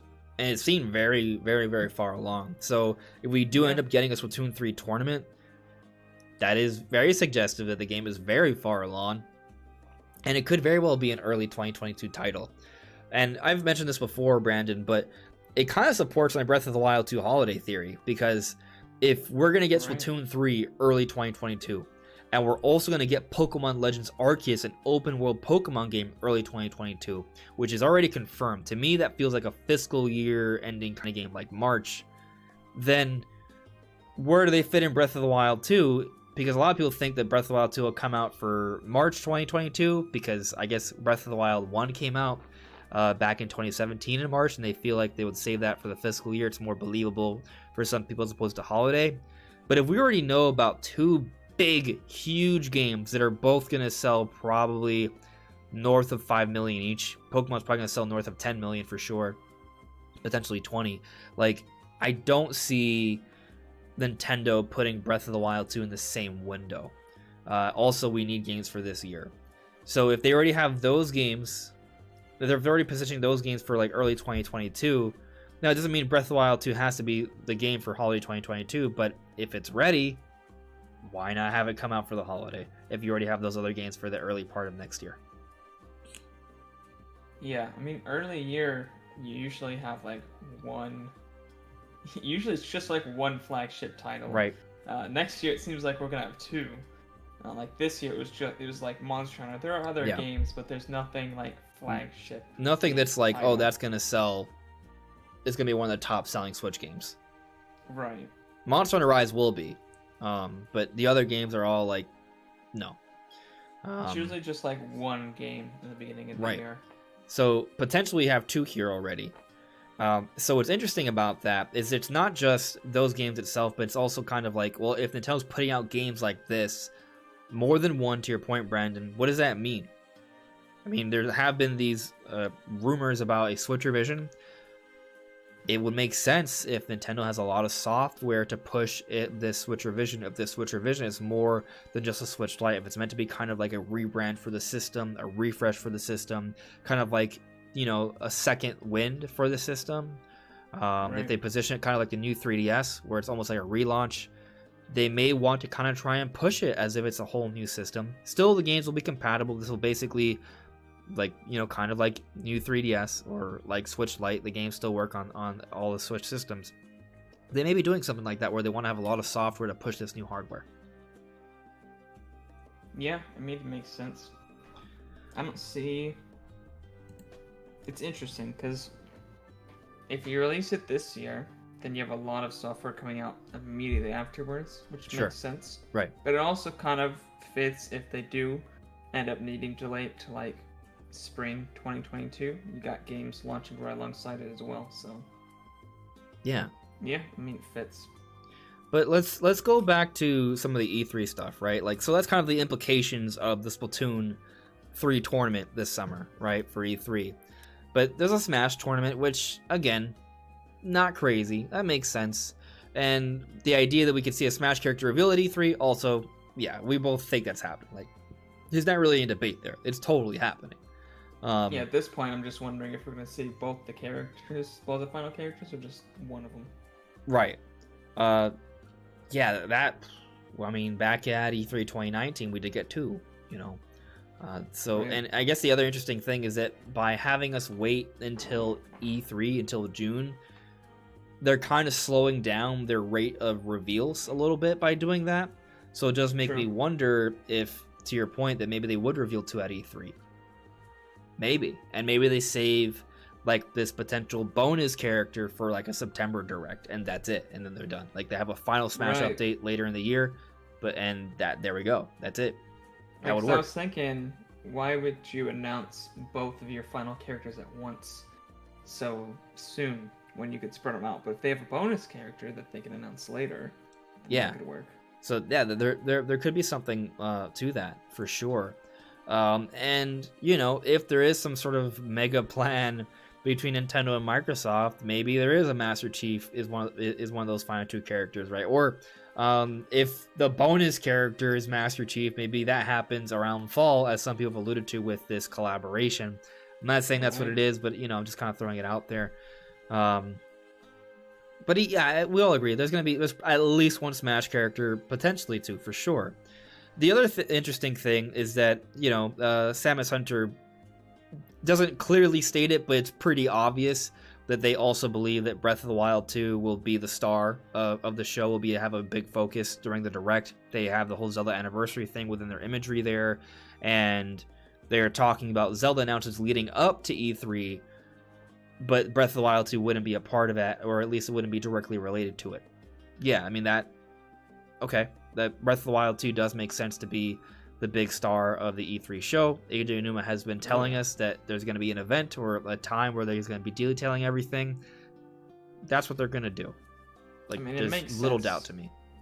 Makes sense for them to wait till E3, because Mm-hmm. why in the world would they come out at the last direct and be like, you gotta wait a little bit longer, and then just like a month or 2 before E3 be like, oh, we're ready to talk about it now, right before the biggest event of the year. We're gonna talk about our biggest game by far. Like, why would they do that? That doesn't make sense. They would have just teased something at the last direct. Right. Yeah. But Samus Hunter is also saying that there's going to be Zelda and Pokemon news beforehand. The Pokemon thing we already sort of addressed. They do this every time there's an E3. They kind of have a little bit of an event beforehand. Right. The Zelda thing, on the other hand, that's a little different. Now, the interesting thing is that theoretically, it could just be like Age of Calamity DLC, and they wouldn't be wrong. Age of Calamity DLC, the first pack's supposed to come out in June. I think there's supposed to be some like bonus content supposed to come out in May. So we finally get a trailer that actually shows content for Age of Calamity DLC in May. Then what Samus Hunter's saying would be true, and it wouldn't really be like directly related to Breath of the Wild 2 at all. And I mean, that makes sense. But on the other hand, because it's mentioned in conjunction with Pokemon, which I figure will be like a Pokemon Presents of some sort, where they'll give us more information on at least Brilliant Diamond Shining Pearl, maybe even also Legends Arceus, then what if this Zelda announcement's a little bit bigger than just an Age of Calamity DLC update? My thinking is that it's just gonna be a few trailers to talk about things. Okay. I don't think there's gonna be a whole Zelda event. I doubt that they want a 3rd event where they say that they have to wait for more Breath of the Wild news later. Interesting point. Especially like right before they're about to talk about it. So I feel like it's just gonna be some trailers on YouTube or something. Yeah. I see your point there. I mean, by the end of this week, we're gonna be in May. We're gonna be it's like almost 6 away. We're almost 6 weeks away from the actual E3 event. Like, it's a month and a half.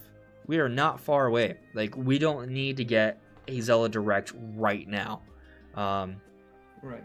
I mean, I'm not going to complain if we get one. I'm not saying it's impossible. It's possible that there are so many potential Zelda announcements to come that Nintendo wants to kind of space it out a little bit and be more concise with their presentation in June.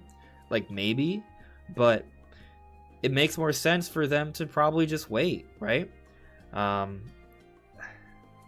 That said, there are a lot of Zelda things that could be sort of announced. Like, there's Twilight Princess HD, there's Wind Waker HD. Both of those are supposed to be 100% coming to Switch this year. I'm not sure I agree with that. I mean, it might happen, but there's that, right? And then there's this trademark Ocarina of Time. Is that going to materialize to anything? Maybe, but it might be years from now before we actually see what that actually is for. Right. There is maybe this rumor for Spirit Tracks or something related to a track of some sort, as Samus Hunter is alluding to.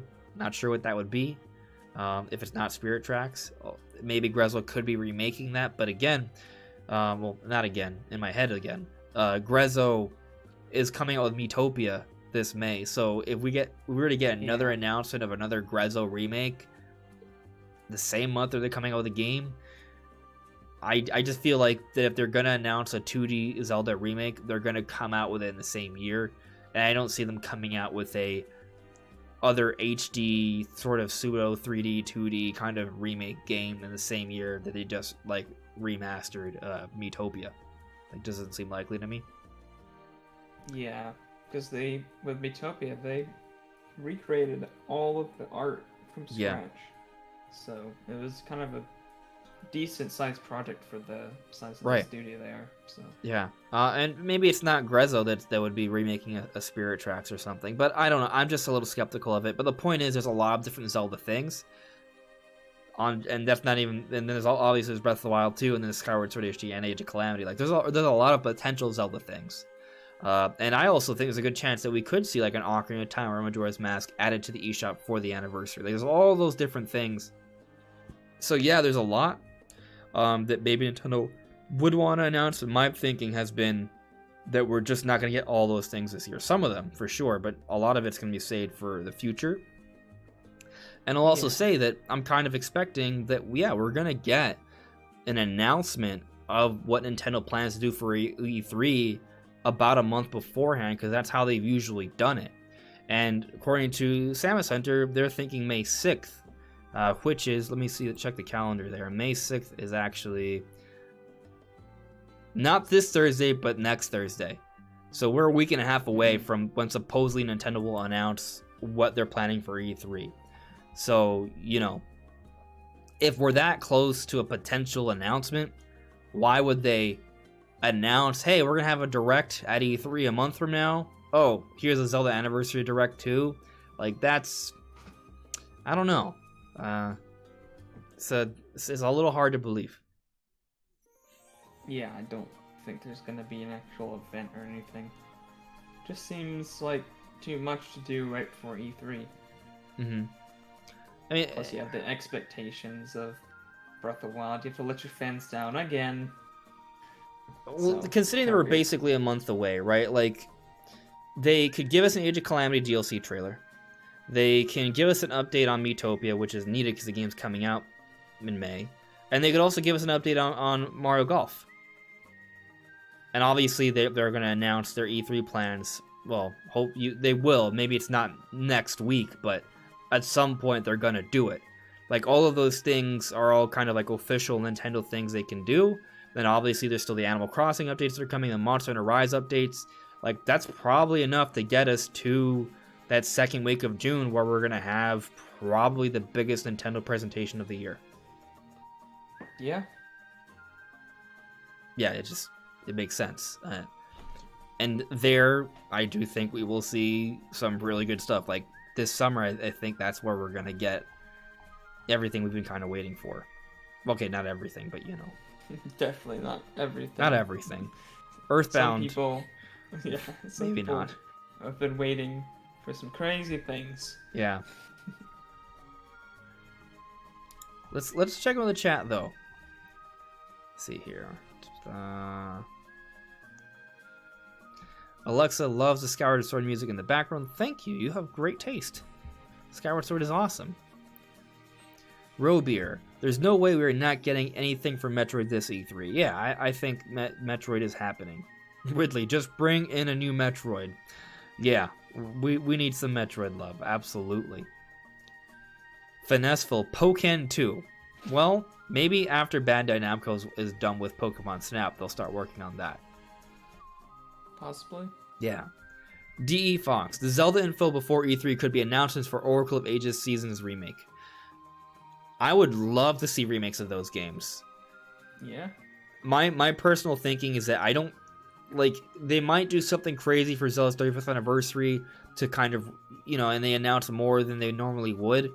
But I just feel like if Breath of the Wild 2 is not that far off, that's going to be the focus. I don't think they need to announce another sort of major developed Zelda game like now. I think you wait a little bit. Remasters and ports, that's different, right?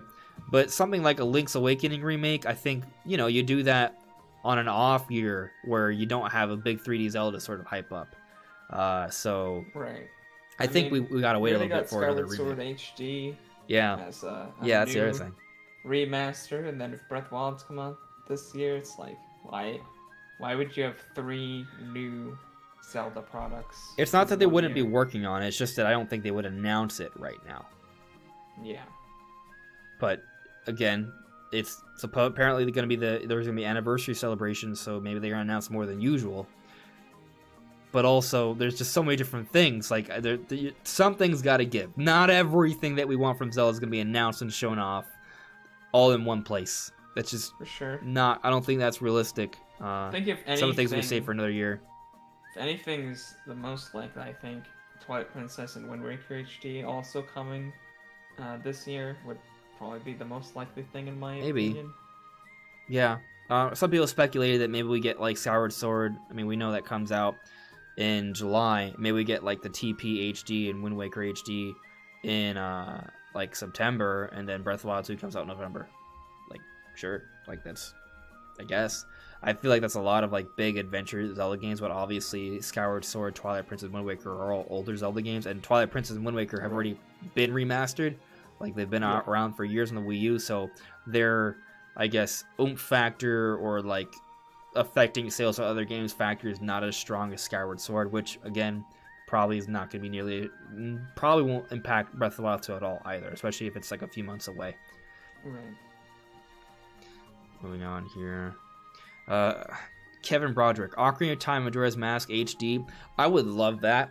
Great. Like, what if like the Ocarina of Time trademark everyone's been talking about is alluding to like a reimagining of Ocarina of Time? Like, imagine if Nintendo were to pull a Final Fantasy VII remake, but for Ocarina of Time. That would be epic.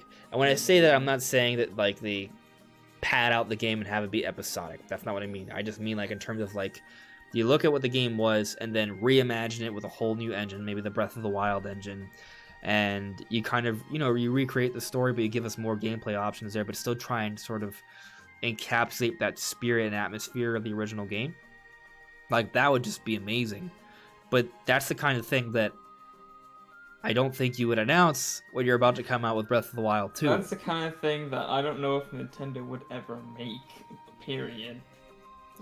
You could argue that Breath of the Wild is basically like a remake of the original Legend of Zelda, or a reimagining, right? I mean, it's kind of like a spiritual successor to it. So I don't know. I had this idea floating around the other day. I didn't put it into any sort of video form, but what if that Ocarina of Time trademark is not for a game? What if it's like for like a TV series or a movie? Wouldn't that be sick? Or an anime. Zelda Ocarina of Time anime? Yeah, an anime, yeah. For sure. Why not? Like, that kind of makes a lot of sense to me, kind of, because all of a sudden, then it makes a little bit more sense. Like, if you use Ocarina of Time, that name would definitely be a strong name to use for like a movie, like if you were to, or an anime that sort of tries to recreate that story, but for an actual like watchable series. Have that announced for the anniversary in conjunction with Breath of the Wild 2 and Skyward Sword. Like, that makes more sense than announcing 17 different Zelda games to come out this year. Yeah. And still give us like a nice port of Ocarina of Time Majora's Mask. Maybe kind of look at what the port they did for Mario 64. Maybe give it that for Ocarina of Time Majora's Mask. Well, I would like it if they ported the 3DS versions, but added, because the textures on those, even what's in the game itself, are pretty good. And I imagine the actual source textures are a lot I've seen better. Those games on Citra. They look pretty nice. Yeah. So imagine those with the HD source textures put in there, maybe actually add a dynamic lighting system, because they still have those like really crappy. I mean, at like, one but Brandon, at what circle point? shadows and stuff. I'm just saying, like, at what point is it too much to expect for it to come out in the same year as several other Zelda games, including a giant open world game? Right. Like, if we start to, I mean, again, I'm not a developer, right? You know a little bit more about this than I do, but if we're already talking about, like, adding a new dynamic lighting engine, like, how much extra, you know? They would have to actually change the engine for that to work. I mean, they'd have Yeah. to change the engine for it to work on the Switch in general, but obviously not as drastically. Right. I mean, but I don't know. I do 'cause I'm also I do not a think that developer. maybe using the 3DS versions and upscaling them HD would be plausible for sure. Yeah. Maybe we can somehow actually get like a widescreen N64 game because they remade them for 3DS. Like, that's, I don't think that's crazy. Moving on, I'm just kind of looking through the chat. Hugo Dos Santos, maybe an Ocarina of Time HD remake by Tantalus. Tantalus. I think they're the ones that remastered Twilight Princess HD. Oh, okay. Yeah, I'm pretty sure that's. They did pretty good work with the textures in that. Yeah, that's what they did. They were the studio that worked on Twilight Princess HD. What else did they work on? I'm kind of curious now. Sonic Mania, interesting. Age of Empires, Definitive Edition. Ooh. Deus Ex Human Revolution Director's Cut for Wii U.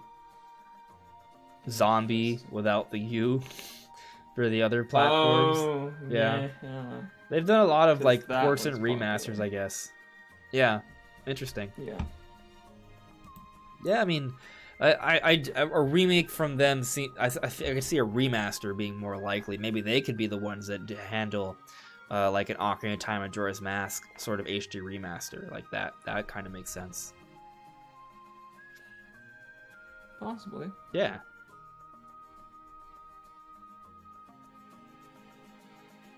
Surin, any rumors that you are sure will happen?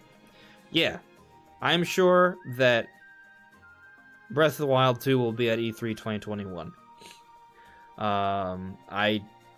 That's probably the one rumor that I'm like super convinced. But I think everything we're kind of discussing now is pretty likely, actually. Like I don't think we're talking about anything too lofty. The Banjo-Kazooie remake, that's lofty, but that's not a rumor. That's just speculation. But the premise that Nintendo and Microsoft are collaborating, that's absolutely happening. Metroid coming to Switch, I feel pretty good about that one. That's not necessarily news for recent stuff. The Kirby thing, I think that's happening because the history suggests that this is the right timing to sort of expect that, plus the interviews from the developers themselves suggesting they have things for 2021. A Splatoon 3 tournament is conceivable. It's not what I was expecting for E3, but I mean, given that Splatoon 3 is already a known quantity, sure. I mean, it makes sense if they want to show off Splatoon 3 to host like a little treehouse tournament. I'm pretty sure they did the same thing for the original game and the sequel. So yeah. Robeer 2 is saying, how are we going to see Breath of the Wild 2 if we haven't seen Metroid Prime 4 yet? Good question. So I'll explain. One, Eiji Onuma has already told us, the Zelda director has already told us, that we will be getting details for Breath of the Wild 2 later this year. Like, that's already known. So there's that. But the other thing, Metroid Prime 4, they had to announce the restart of development for that game at the beginning of 2019. Conceivably, even though they announced it January 2019, they may have actually started a couple months beforehand. But even then, Breath of the Wild 2, they've been working on that since 2017. Like, yes, they announced the sequel to Breath of the Wild at E3 2019, like they showed off that trailer, but we know from interviews that they actually started working on the game in 2017. So the game's been in development for a lot longer. The game, we think, is probably coming out at the end of the year, and if not at the end of this year, not too far into next year. So it's it's just further along. Metroid Prime 4 probably is not coming out this year. I think that if we were close to seeing Metroid Prime 4, they probably would have announced Prime Trilogy already. They probably would have shown off that 2D Metroid already. I think the fact that we haven't even seen those games, to me, suggests that we're a little bit ways off, because I think that we get those games first before we get Prime 4. We may get a teaser trailer of some sort at some point this year for Prime 4, but it's just... Breath of the Wild 2 has been in development for a lot longer, sort of. Because, yes, they started Prime 4. They announced the development for Prime 4 back in 2017, but they had to restart development entirely, like, in 2019. So that's the point, that they had to start from scratch again, basically. It's also the fact that Zelda is a direct sequel, which means they already had the ideas. Like, it's a direct sequel that's made starting immediately after the development of the last game. So all of the same people are working on it, all the same ideas and concepts that they already had. Like, a lot of Breath of the Wild 2 is going to be concepts they had for the original that didn't make it in. Whereas, like, Prime 4 is, yeah, it's a sequel to Prime 3, but it's been forever since they made the last game. Their team's completely different. The engine's going to be completely different. Everything about development's going to be completely different. They're working for a completely different console. Everything about development's completely different. Whereas Breath of the Wild 2 is just a continuation of the work they were already doing, that they can start working immediately on those things. Yeah. Yeah. I'm right there with you. I think it makes sense, because to your point, there's already a foundation there.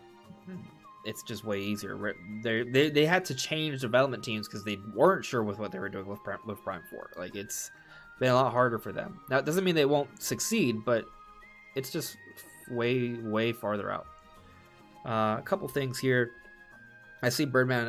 I think you're maybe I'm misreading what's going on here, because you're talking about potentially Skyward Sword HD. Are you asking about who's developing that? My impression is that's an internal Nintendo thing. Like, Nintendo themselves has remastered Skyward Sword HD, given that they actually they haven't said who. Right, so. And they actually went in and changed the controls. So I think it's an internal Nintendo development project. Yeah. And also, I think if it was somebody else, they would have said who it was. They probably would have, yeah. Hugo Dos Santos, they are like Grezzo for home consoles. I think it's a reference to Tantalus. Yeah, kinda. Although Grezzo's now making things for home consoles because Switch. But Grezzo's also made their own ground-up game for the 3DS. Ever Oasis. They've worked on Ever Oasis, and they worked on way bigger remakes than Tantalus, which is only focused on very basic ports and remasters. Right, yeah, Grezzo's definitely on another level, for sure. Let's see here. Tayrul, I could see a Wave 1 Age of Calamity DLC before E3, though. Isn't that supposed to come out sometime in May? So Wave 1 is supposed to come out in June. But I believe there's supposed to be bonus content coming out in May, which is why that may very well be what the leak is referring to in terms of Zelda information before E3. We're supposed to get something of Age of Calamity in May. It's just not the first pack. There's an image that straight up just tells you what it is. Yeah, here it is. I'll show you. Let's see here. Podcast info. Right, so right here, like, it literally says there's bonuses available May 28th, but Wave 1's June 20 is June this year, and then Wave 2 is November this year. Like, it's very possible that this whole rumor or leak about Zelda information before E3 is just this bonus content for the DLC. Conceivably Wave 1 as well as shown off. Like, that really could be it. It might be exciting, but that really could be it. Yeah, honestly, I mean, if they have Skyward Sword HD coming out and Breath of the Wild 2 coming out this year, they don't really need all, like, the small little things that we had for Mario's 35th anniversary, because they didn't have, like, a Mario Odyssey 2 coming out that year. So it might just be that they think that this is enough, and maybe we'll get something real small in the eShop as well. But yeah. Yeah. It's a good point, because last year Nintendo didn't have a lot of new games. They kind of had to fill it up with a lot of smaller announcements. Now Nintendo has a whole new 3D Zelda close to being done. That's what you really want for an anniversary. So that makes sense. And obviously they already have Skyward Sword HD. To your point, there could be a few more little releases. They don't need paid DLC. Yeah, they don't need a Zelda 99. They don't need like a Zelda live circuit or a Zelda pony circuit or something. I don't know. Like, that'd be Link's funny. Crossbow Training 2. No, please don't. But sure, why not? Let's see here. I think we've pretty much covered everything for the topic. So if you guys have any final like points or questions you want us to address, put them in the chat now. Because we've covered everything, right, Brandon? Like, there's not, in terms of news, like we've pretty much gotten to it, haven't we? I think so. Yeah. 6 Niche 9, or I guess Snitch 9 is what you're trying to, what your name's supposed to say. What's the new Kirby game? We don't know. But there is a rumor suggesting we'll get 2 Kirby games this year, or a few different games from HAL, which is supported by an actual interview from HAL earlier this year. Not to mention the history of releases suggests that, yeah, we're going to get Kirby this year. So that's pretty much it. We don't know that much about it from what I've heard.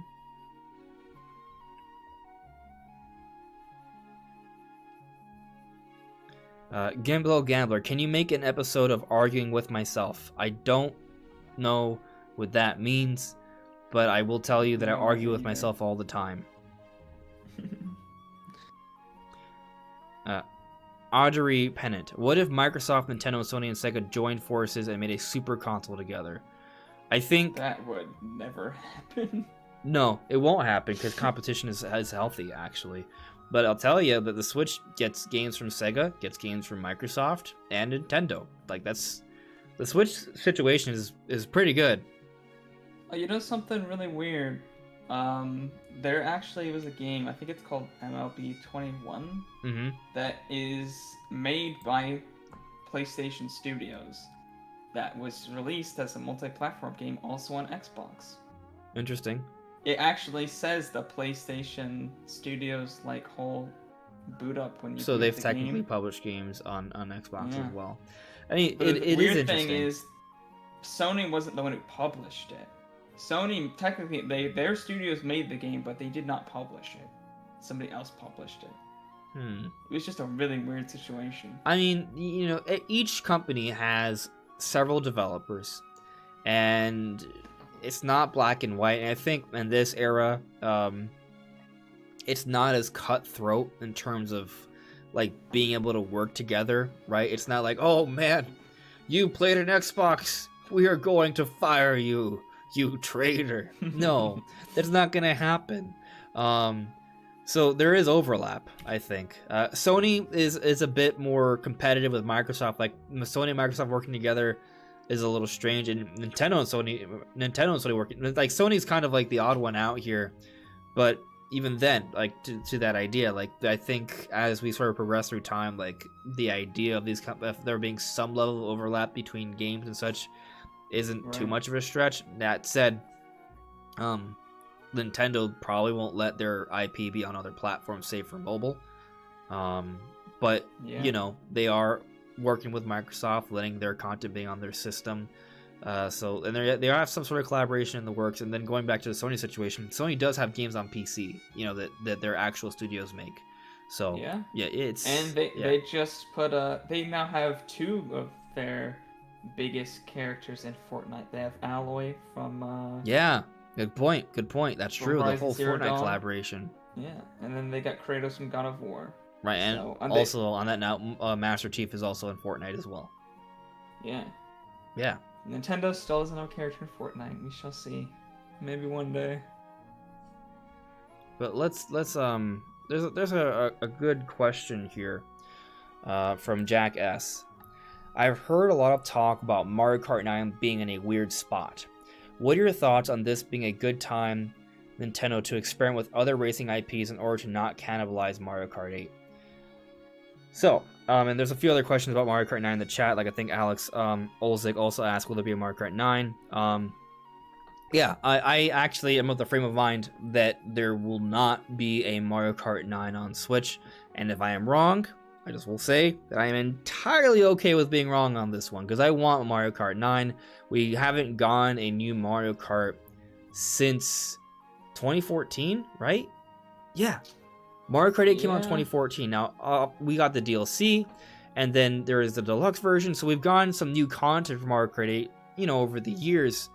But on Switch, since it came out in 2017, we haven't gotten any sort of new Mario Kart content in terms of like a mainline Mario Kart game. There is the Mario Kart Tour, for mobile, which is continually seeing updates. There is Mario Kart Live Circuit that came out just a few months ago. Those are kind of like different Mario Kart sort of offerings. But in terms of like new content for the mainline Mario Kart game, we haven't gotten in a long time. So from that perspective, I feel like there is reason to maybe expect a Mario Kart 9 not too far from now. But Mario Kart 8 Deluxe, last we heard, is still the best-selling game on Switch. It's well over 30 million. New Horizons is right behind it, but still, it's a 30-plus million seller and going. It's an evergreen title. It's going to continue to sell really well. Nintendo may not... Mario Kart 8 as a whole is the best-selling racing game, period. Correct. So... It's the best racing game of all time, not just on Switch, period. Like, that's mind-blowing. But still, like, it's selling really well. Nintendo may not feel the need to add in a Mario Kart 9 to do that.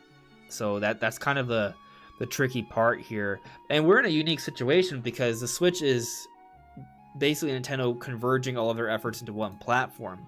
For most of Nintendo history, Nintendo's had at least two platforms to sort of support, and they put Mario Kart on both platforms. Like, they used to put it on all of their handheld systems and their home console systems. But now Nintendo's focusing on one platform. So don't really get like two Mario Karts per gen because of the two different platforms. We may not get that now. So that's kind of the tricky part. It could still happen, but I'll tell you that there is a rumor from Samus Hunter, actually, who's saying that Mario Kart 9 is not real. That's just fake rumors. And because of the situation with Mario Kart 8 Deluxe and how successful it is, I'm inclined to agree with that. I want Mario Kart 9, and I think there's a chance it could happen. Like, we're seeing, look at Splatoon 3. Like, the same argument we're making against Mario Kart 9, we could have made for Splatoon 3. Yet there is Splatoon 3. I mean, the developer himself said he wasn't working on Splatoon 3 when he actually was. Yeah, so it's strange, right? So Mario Kart 9 could still conceivably happen. Like, maybe Nintendo wants to sort of have like a second go with a lot of their big series for the second half of the Switch's life cycle, especially with this potential Switch revision. Splatoon 3, Breath of the Wild 2. Especially the fact that Mario Kart 8 was not a Switch-only game. Like, there's no Switch-only Mario Kart yet. Right. So for all those reasons, maybe Mario Kart 9 can happen, right? Yeah. But and they might just do it like towards the end of the gen, and then it'd be a cross-platform release. Yeah. On the Switch 2 that they have, or maybe not a cross-platform, but they come up with a deluxe version a year or two later on the next system. Maybe. Or maybe they just save Mario Kart 9 for the next generation. I think that would make sense, but if they do release Mario Kart 9 on this generation, I definitely think there'll be some kind of, either it be cross-gen, depending on if it comes out later, or if it comes out like a year or two before the next-gen Switch, then some kind of deluxe version makes a lot of sense. Either way, the team that made Mario Kart 8 and it also made ARMS. ARMS came out in 2017. Yes, they had some DLC, but that's not like a major thing, and that's been done for a while already as well. That team has been working on something for the last few years. What is it? It could be Mario Kart 9, but it also could be something entirely new. And I feel like on the Switch, you have an opportunity to establish a whole other audience. So like, it's a good opportunity for them to maybe make another new IP, or maybe bring back an old franchise. I'm praying it's F-Zero. Like, they would be, I think the Mario Kart team would be amazing to make a new F-Zero. Why? Because they've shown that they can make some pretty awesome, very successful, ongoing online multiplayer games for current Nintendo. Like, they did it with Mario Kart 8, they did it with ARMS. So could they make another sort of multiplayer competitive game on the Switch? Yeah, and F-Zero would be ideal for that, I think. And obviously they have the experience with making racing games, so maybe they hired some additional talent to give perspective for F-Zero and the high-speed racing of what it is, and they did that. Like, it's possible. Is it likely? I don't know, but they're for sure working on something, and we could even see an announcement for that this year. But either way, because of how successful Switch is, there's a strong argument to be made that it's better for Nintendo to focus on creating a lot of new IP and reviving franchises, because they can establish new audiences on the Switch where they know, or at least have a good idea that there's a good chance they can do that, and just let their evergreen titles continue to succeed, like Mario Kart Deluxe. But the counter argument is Splatoon 3. So it's... I'm not convinced either way, but, We can also just come out with a new Mario Kart and it will sell even better. Yeah. Instead of just being, because they got that install base, they might just be like, we could experiment and get a few million, or we could make Mario Kart 9, which we know is going to get like another 30 million. So I don't know if Mario Kart 9 will outsell Mario Kart Deluxe. If it only comes out on Switch, I'm not sure it will. I think if it's different enough, then it will. I think people will be willing to buy it. I think it's for sure going to sell a lot. It's for sure going to be one of the best-selling games on Switch. Then that's a good argument for Mario Kart 9. It's guaranteed to make a lot of money. But it's tricky. Either way, though, I think that we're going to find out relatively soon, because that team, they've been working on something since 2017. We're in 2021. It's about time for them to make an announcement. I think there's a decent chance we could see that announced at E3, whatever that is, be it Mario Kart 9, F-Zero, new IP, who knows? Like Nintendo does, I guess. But we'll see what happens. Hopefully this E3. Let's see here.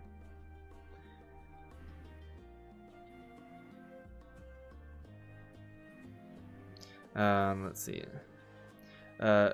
Gimbo Gambler, Switch with free online, at least without extra features, would be so awesome. There is no free online right now, right? Yeah. Like a basic thing. I mean, they would probably have to increase the value of their current package. Yeah, because their current package, literally the only reason most people pay for it is for the basic online. Like, yeah, it has NES and SNES games, but most people don't even ever play them. Like, they just buy it for the online. Like, I wish there just weren't NES, or there was an option for, like, $5 a year, or $10 a year, and it didn't come with that stuff, because I would pay for that one. Mm-hmm. Yeah.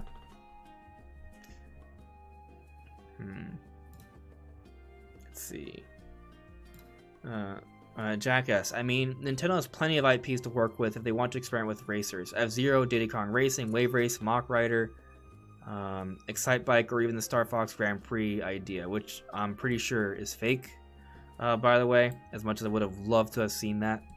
But yeah, there's a lot of racing franchises Nintendo hasn't dipped into, so I would like to see some of those come back. It's kind of strange we haven't seen any yet, actually. Especially because the Switch is like a very multiplayer-friendly console. They should bring back at least another one. It doesn't have to be F-Zero. I'll sell it for Wave Race. Oh, another racing game? Yeah, for sure.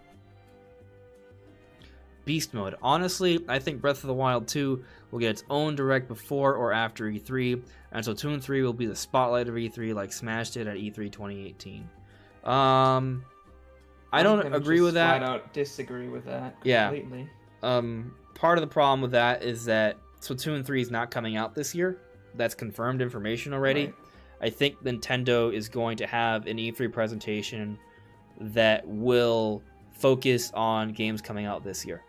Not saying they won't talk about other things. Like I think there's a good chance Splatoon 3 will actually be at E3, but whatever it is they focus on, I think is coming out this year. If they're even talking about a Splatoon 3 tournament, it means that they're showing off Splatoon 3 at E3. And the tournament is what's in question, not as Splatoon 3 will be. So if you believe that rumor, I think you have to believe that Splatoon 3 is getting a pretty decent showcase at E3. Yeah, for sure. But I don't think that that's going to be the big entire focus. I mean, Splatoon 3 doesn't even bring in as much hype as, like, Smash. And, like, definitely not as much as Breath of the Wild. Like, why would you bench your biggest game with the absolute, like, 100 times more hype than Splatoon 3 has. Yeah. It's just not even it's not even close. Right. Splatoon 3 is gonna be big. It's gonna sell. It's gonna be good for multiplayer and the online and all that. But Breath of the Wild is literally the biggest card that they have, and it's not even close. That's announced, at least. Oh, I mean, you could argue Pokemon Legends Arceus is technically a bigger card. If, like, we're talking about in terms of sales potential, open world Pokemon has... Right. I'm talking about in terms of hype. Right, like, Breath of the Wild 2 is... Like, a lot of what E3 is about is just generating hype for your company, so... Yeah. Yeah. Breath of the Wild 2 is gonna be at E3, dude. Like, it's there. Like, that's not even a prediction.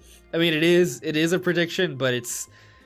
Breath of the Wild 2 will be at E3. Is it gonna be the big star of the show? Maybe there's some speculation there, because... Maybe Breath of the Wild 2 isn't Nintendo's big holiday game, right? Maybe it's something else.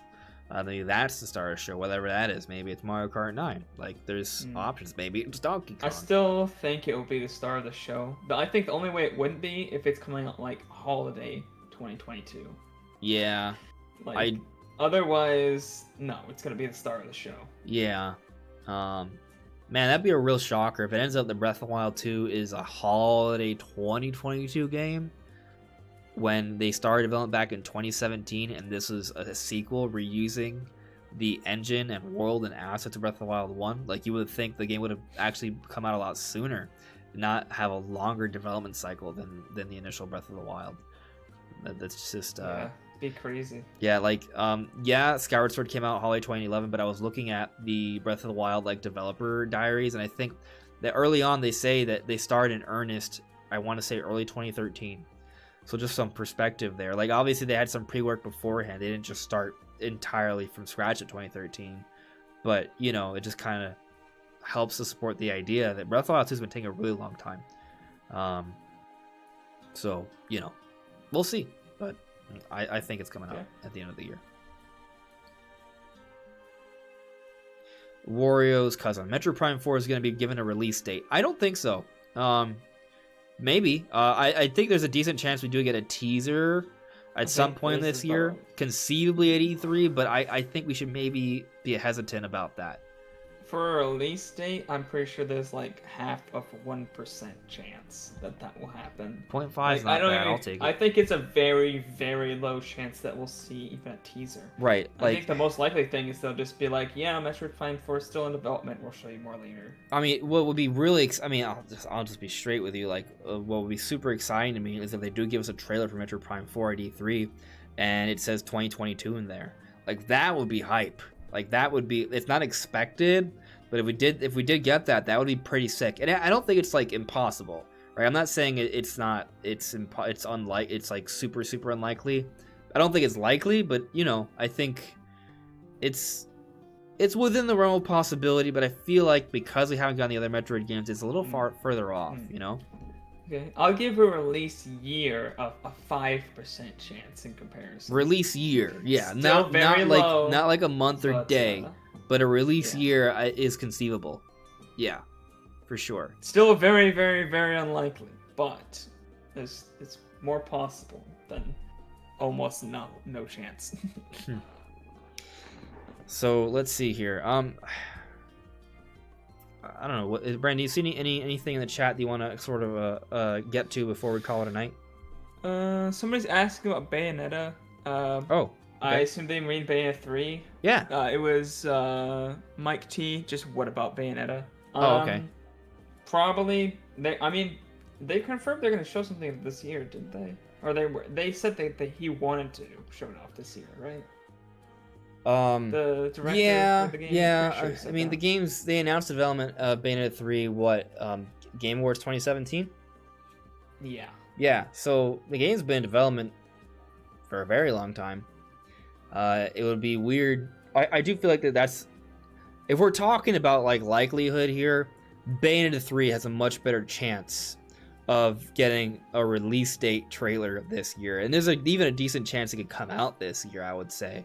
I'm not convinced it'll come out this year, but it's definitely one of those things that I think could very likely be shown off at E3. I wonder...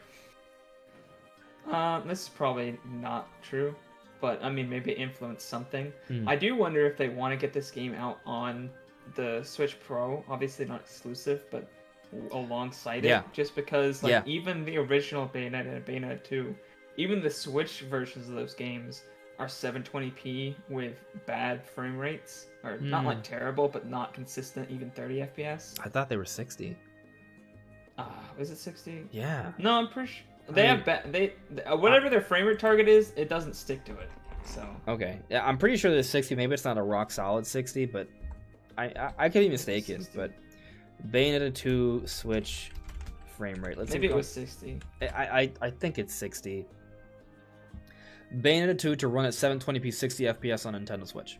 Okay, cool. Yeah, but maybe it's a little shaky, I guess. But yeah. I just remember seeing Digital Foundry cover it, and the frame rate was not the best. Sure, it wasn't terrible, but it wasn't like a lot 60. And obviously, I think Bayonetta 3 will probably be more demanding. It will be made with the Switch in mind, though, so it might run a bit better. But, you know, they might be like, hey, we can only get this game at a 720p 60 on the original Switch. We want to maybe see if we can get... Oh, you have the Switch Pro. Oh, this... Yeah, but keep in we mind, get Bayonetta 2 4K was 60, ported this over would be from nice. Wii U. Like, developing Bayonetta 3 ground up for Switch is a little different, right? But still, I agree that you probably, if you can get that game running at 4K, 60 FPS on the Switch Plus, that would be sick. And it kind of goes in line with my theory, because if we're getting Breath of the Wild 2 for the holiday, and we're getting a Switch revision for the holiday as well, like a 4K capable Switch, I think Nintendo may want to have another game that is like a high graphical fidelity game to help market beyond just Breath of the Wild 2. I could see a situation where Breath of the Wild 2 comes out either October or November, and then like a Bayonetta 3 or a Monolith Soft game comes out this December. I would say Bayonetta 3 is a little bit more likely just because it feels like that's been in development for a little bit longer. Yeah. Yeah. Because, I mean, Xenoblade 2 came out at the end of 2017, right? And then they worked on the DLC, and obviously they have multiple studios, but considering that Platinum Games announced that they were developing Bayonetta 3 at the same month that Xenoblade 2 came out, like, I feel like, you know, Platinum Games may have had a bit of a head start on, like, their next big game there. It's Platinum Games, I think, probably is further along with Bayonetta 3 than Monolith Soft is with their next big release. It's close, but I think it's close. I mean, Yeah. Monolith Soft works pretty fast. yeah, It I mean, is- both studios are making several games at once, Yeah. or working on several games at once. So, hard to say. I mean, I they think Bayonetta 3 comes out started before Xenoblade 3. They probably are a bit ahead because the next project, the Medieval one, they weren't working on till at least 2018, probably early to mid 2018, whereas Bayonetta 3 had already been in the works at Game Awards 2017. So yeah, they're probably farther ahead, but then again, I think both have been pretty long development times for those companies, just in general. I think when the next Monolith Soft game comes out, I think it will be the biggest development time they've had since Xenoblade Chronicles X. So, Yeah. I think both are, you know, we're due to see both projects fairly soon. There's a good chance we see both this year. But, you know, I think, well, there's certainly a lot of people in chat. Thank you, everyone, for watching. I think we should end things with one final interesting question, and then we'll call it a night. So, that final question, I actually saw someone bring it up. Oh yeah, Jackass, this is a great question. So I think this will be a good way to a final little like topic for the evening. Here's a question, not really related to any news, but if you could revive any old Nintendo IP, what would you choose, or just generally? ooh. Yeah, it's a good one. Like we can only pick one for Nintendo to revive, right? The few that come to mind: F-Zero, Earthbound, Kid Icarus, Wave Race, all of those. Star Fox is another one. I mean, I guess you could argue Star Fox in need of revival because we did get Star Fox Zero not too long ago, but that was trash. That does not count. Yeah, I mean, trash is maybe a strong word. It was divisive. It was average at best. It was a low budget Star Fox title. Like, they could have done so much more with it. I think a lot of people will agree with that. Yeah. So maybe we can include that in there. Pikmin, we just got Pikmin 3 Deluxe, so I think that's fine. We know Metroid's happening already, so I think even though Pikmin and Metroid might fall in that category, I think those, because they know that they're already happening, let's, not stick with those. Think something that we don't know is happening yet. There's also Donkey Kong, you could argue, too, which hasn't been officially announced yet, but Donkey Kong, I don't think... I mean, we did get Tropical Freeze on the Switch, so it's not like that franchise has been entirely forgotten, and Donkey Kong has a better sales history than most of the... Yeah, exactly. And Donkey Kong has a strong sales history, stronger than these other franchises, so it's more likely to be brought back sooner than later, and I believe we are getting a Donkey Kong game not too long from now. But, so let's focus on franchises that haven't really been involved with Switch, that there are no credible rumors suggesting that it's around the corner or anything like that. The ones I brought up, I think, are all prime candidates to me. I don't know if there's anything else, Brandon, that you're like, hey, what about this one?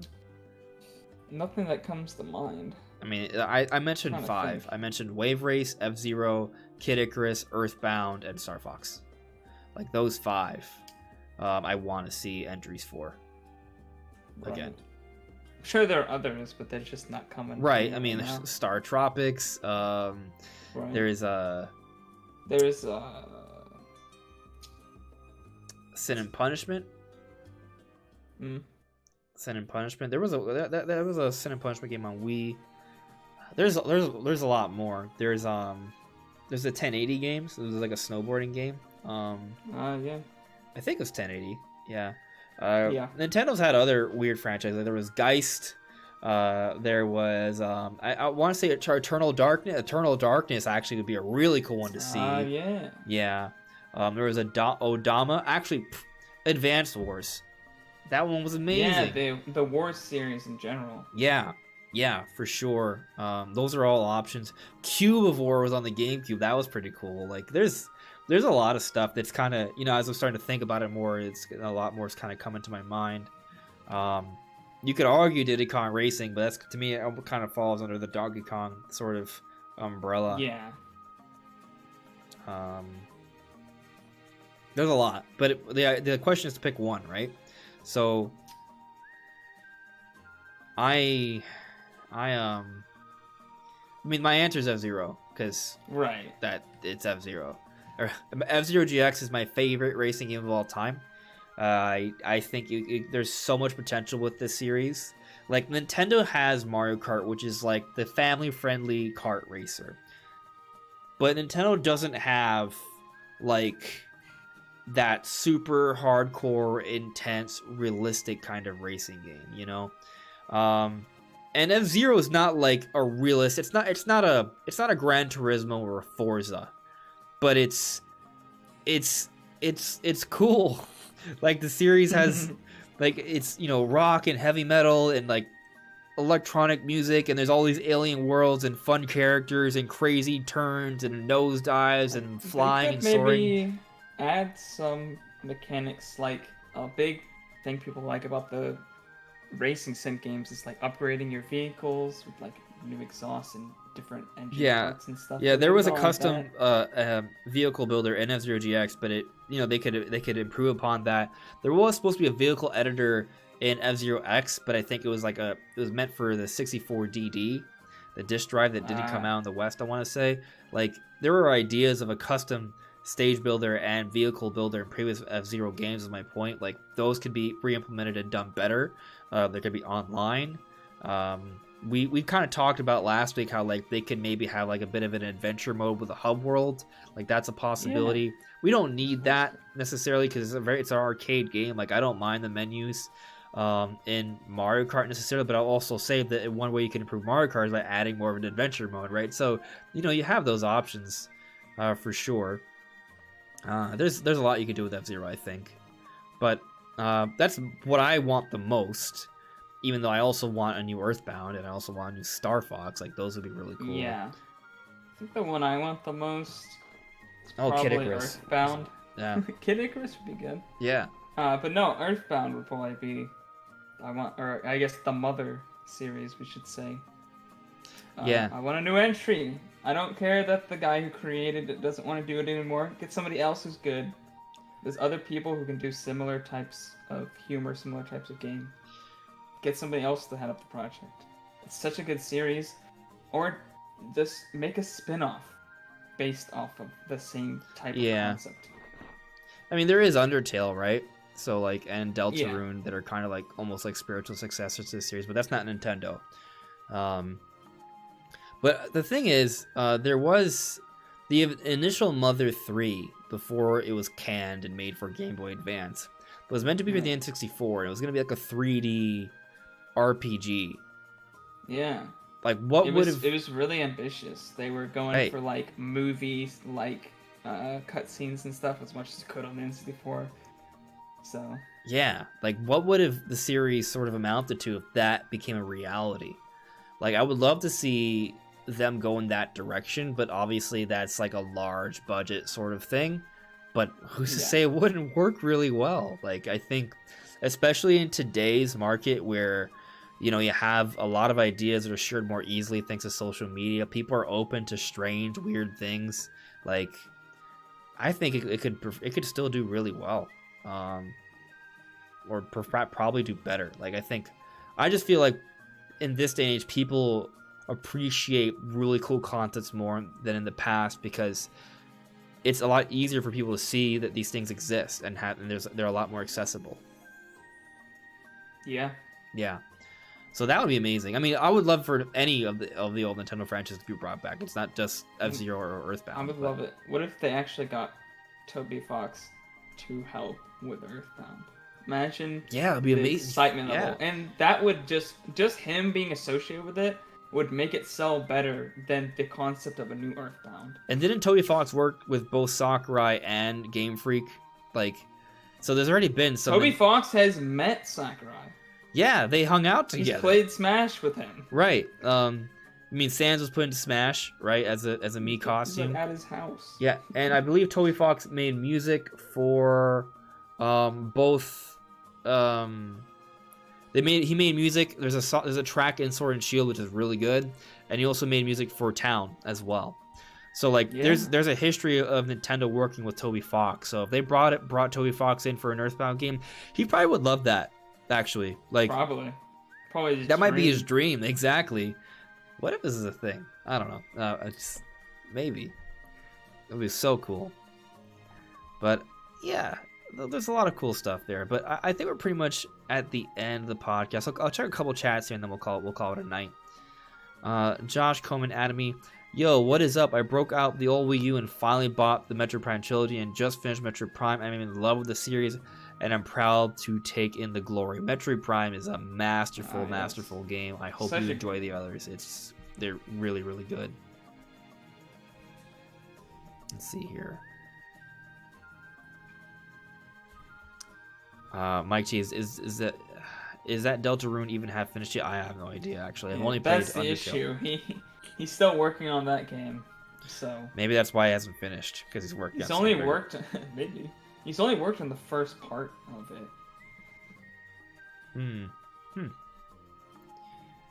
Let's see here. Nevermind 12 says Sega's going to E3. It was confirmed today, actually. Really? Oh. I think there's been some wide speculation that a new Sonic game will be announced this year. It's possible. Hopefully it doesn't suck. Yeah, right? Horses was such garbage. I see from Video Games Chronicle. E3 2020 roster swells. Activision, Sega, and Bandai Namco pledge support. There you go. Yeah. So E3 is getting bigger, my friends. It is getting bigger. It's going to be an exciting time for sure. But anyways, guys, I feel like we've reached the conclusion for tonight's podcast. If you have any questions or anything like that, you can leave them in the comment. You can check us out on Discord. Links are in the description below. Twitter as well. I use Twitter more than Discord, actually. But, whichever floats your boat. Brandon's channel is linked in the description. On top of that, Brandon, you've been working on some music stuff that's due out soon, right? Yep. My first song should be coming out tomorrow. Hopefully. Probably. Most likely tomorrow. I'm gonna try to get it up around like sometime in the early afternoon, probably. Yeah. I'll have it all the updates up on Discord and Twitter and stuff, so. Cool. Yeah. But anyways, guys, thank you so much for watching. We'll see you really soon. Take care. Bye, guys.